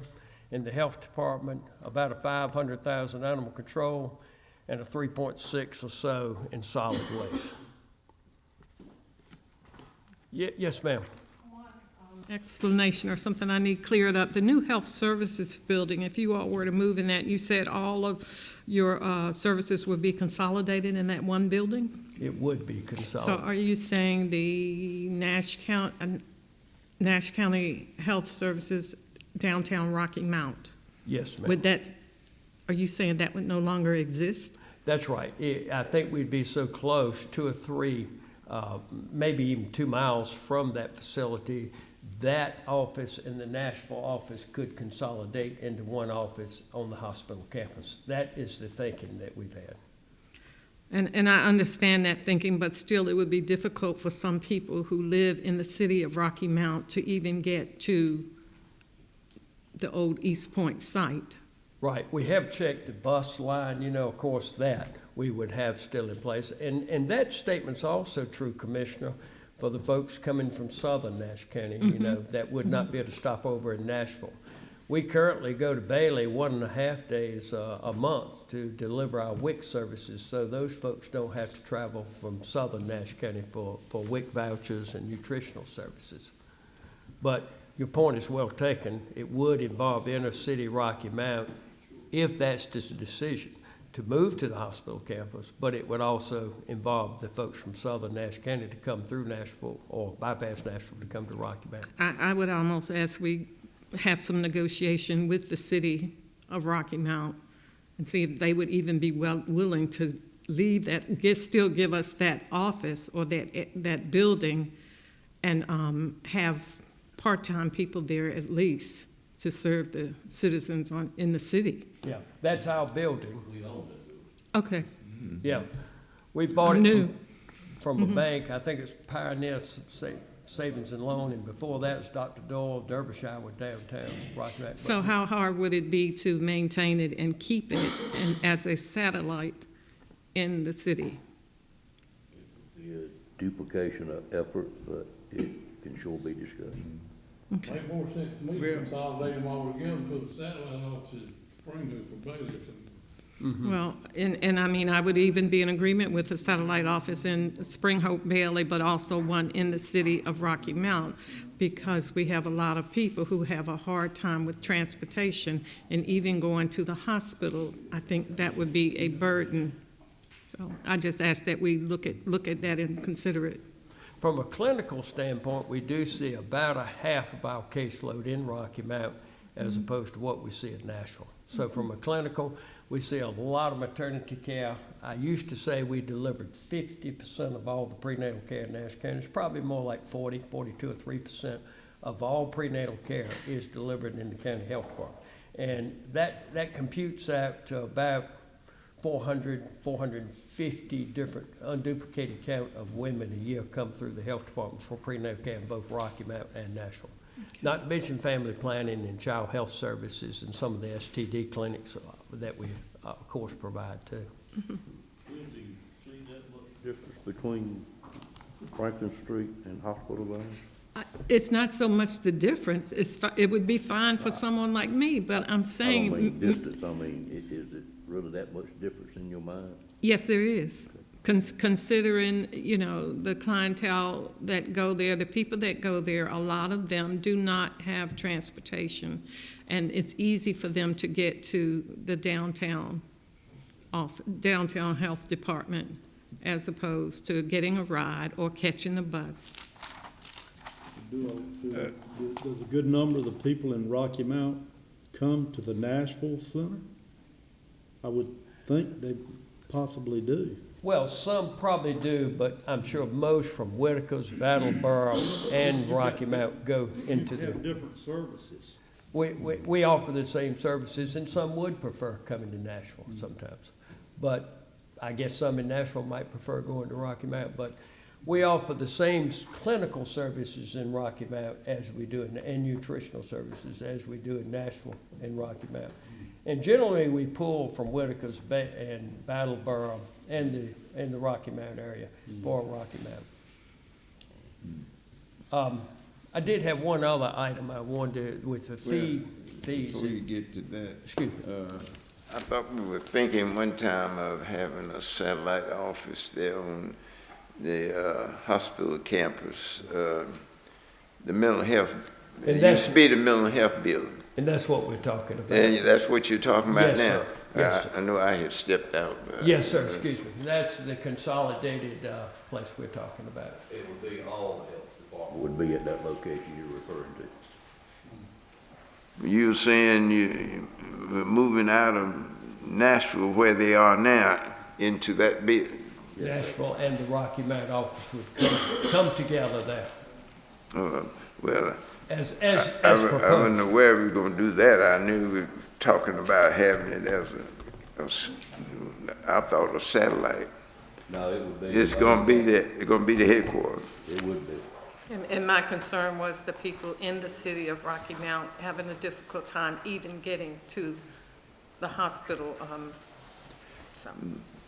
Well, one thing, I mentioned this, Commissioner Wiggins, that the Tar River Transit, we are working on right now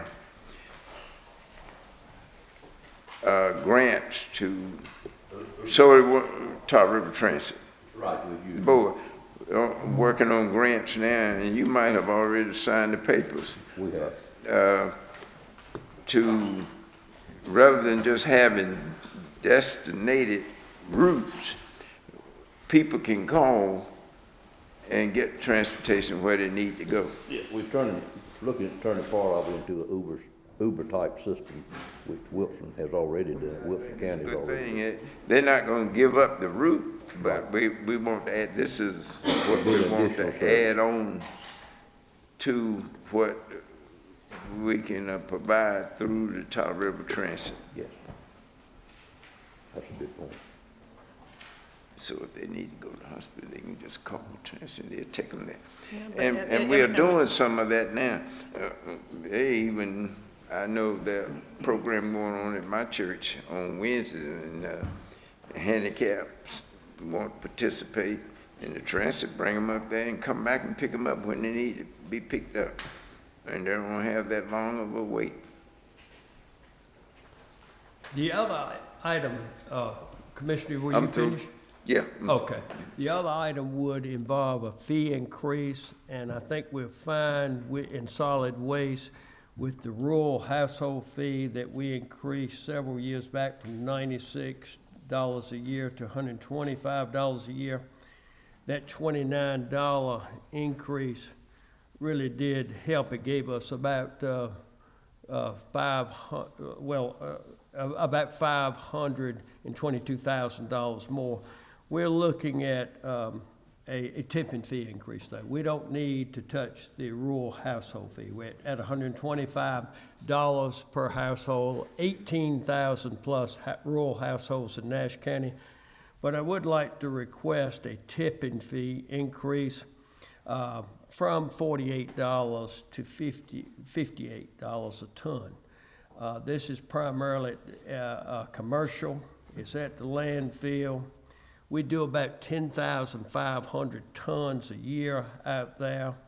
That we're at about 500,000 in revenue now. That would give us an increased projected revenue of $105,000 on a little over 10,000 tons. So my increase is based on the years it's been since we've increased that tipping fee. When we look over at the Rocky Mount Transfer Station, they're currently at $69 a ton for tipping fee. When we look over at Wilson GFL-owned transfer station, $58.80. We negotiate that because we do so much business with GFL, but it's $58. That would take us up to about where GFL is. When we look around counties, there's some still in the high 40s in different places, but I think that would be an appropriate recommendation for an increase in tipping fees. Again, primarily commercial dealers that come through. Any questions about that? Do you know what Edgecombe fee currently is, Mr. Hughes? We did look at that, and we looked at 5 or 6 counties, and I think they're very close to where we are now, but I'm not sure. I'd have to go back. I think that's correct. About 48. Right. I think so. Any other questions? Mr. Hill, if you don't mind just staying there for a moment and take your Health Department hat off and put your Human Services Director hat on. Just wanted to share with the board that if you look at your schedule and even into tomorrow, you will not see that DSS will be presenting a budget to us. They are currently finishing up their request for the needs that they have to meet their corrective action plan that they need to submit to the state. And I hope that at our April meeting, I will be able to present the board with some information about that request, and you all hopefully will be able to make some decisions about what we would be providing during the current fiscal year. And then after those decisions are made, then the staff can go back and look at their budget request for the upcoming year and make the appropriate adjustments to that. And then at a later date, we will have them present their request for next year to the board before we have our recommended budget. Yes, Ms. Shatson and I did discuss that. We had a conference about that yesterday afternoon, and it might even possibly reduce or erase some of the requested new personnel for next fiscal year if you have some that I added this year. Correct.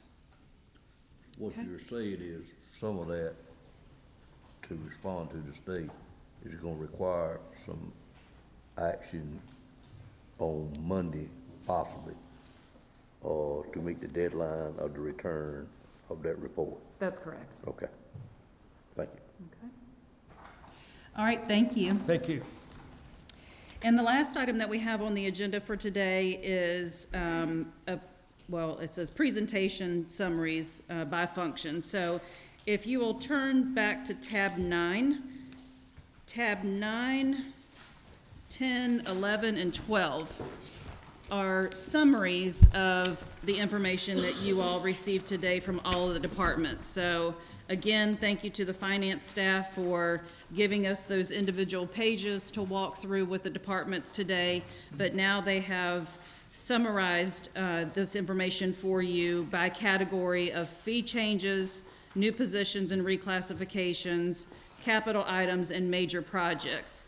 And you all just heard Mr. Hill talk about a $10 increase for tipping fees that we inadvertently did not have a sheet for you all to look at. So on that next page where it says fee change requests, you'll see the fee change requests that were made by Emergency Medical Services. You'll see the fee change requests that were made by the Parks and Recreation Department. If you all want to make yourselves a note at the bottom of that page that there is a fee change request for tipping fees from $48 to $58, then that will be a complete summary there of the fee changes for the upcoming year. It's what you get charged per ton to dump at the landfill. For instance, a contractor's construction dumpster, which you see one out here at the back, when we carried that to dump it, we had to pay by the ton to dump that. And he's proposed to raise from $48 to $58. So tab 9 gives you a summary of the fee change requests from the departments. Tab 10 gives you a summary of the new positions and reclassifications. Tab 11 gives you a summary of the capital items, and tab 12 gives you a summary of the, I made myself a mess, I'm sorry, of the major projects. So I wouldn't dare assign homework tonight, but I will just say, that as part of the agenda tomorrow, we will take an opportunity to just walk through these summary pages to get any comments that you have. That would be a perfect opportunity for you to share with our management team and our finance team about which ones you may definitely want to see funded, so that something wouldn't slip off of our radar in the next step in this process, which will be developing a recommended budget for the board. So if you all do have a little bit of time tonight and you want to scan through those and make yourselves a couple of notes, that would be very helpful as we go through those summaries tomorrow. You can share your thoughts on those items. Any questions? I'll leave my notes. Can I leave my book here? If you've already made your notes, you may definitely leave your book here.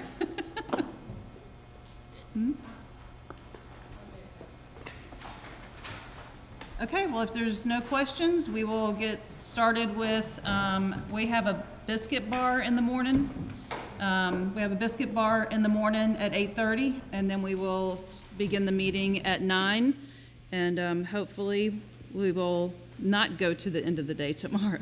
We do have 2 more presentations tomorrow that we didn't think we could fit on today, and it's with facilities and water and sewer, as well as the grants and intergovernmental department. So not everyone has gone, so just didn't want you to forget about them. Yeah, they're on your agenda for tomorrow.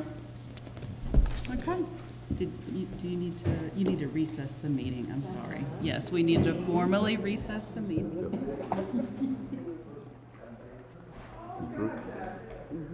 Recess it to here tomorrow Right, at yep. 9 o'clock.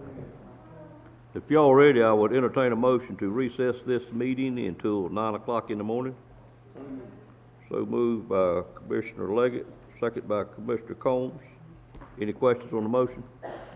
All in favor of the motion, let it be known by saying aye. Any opposed by a like sign? We stand recessed. Thank you.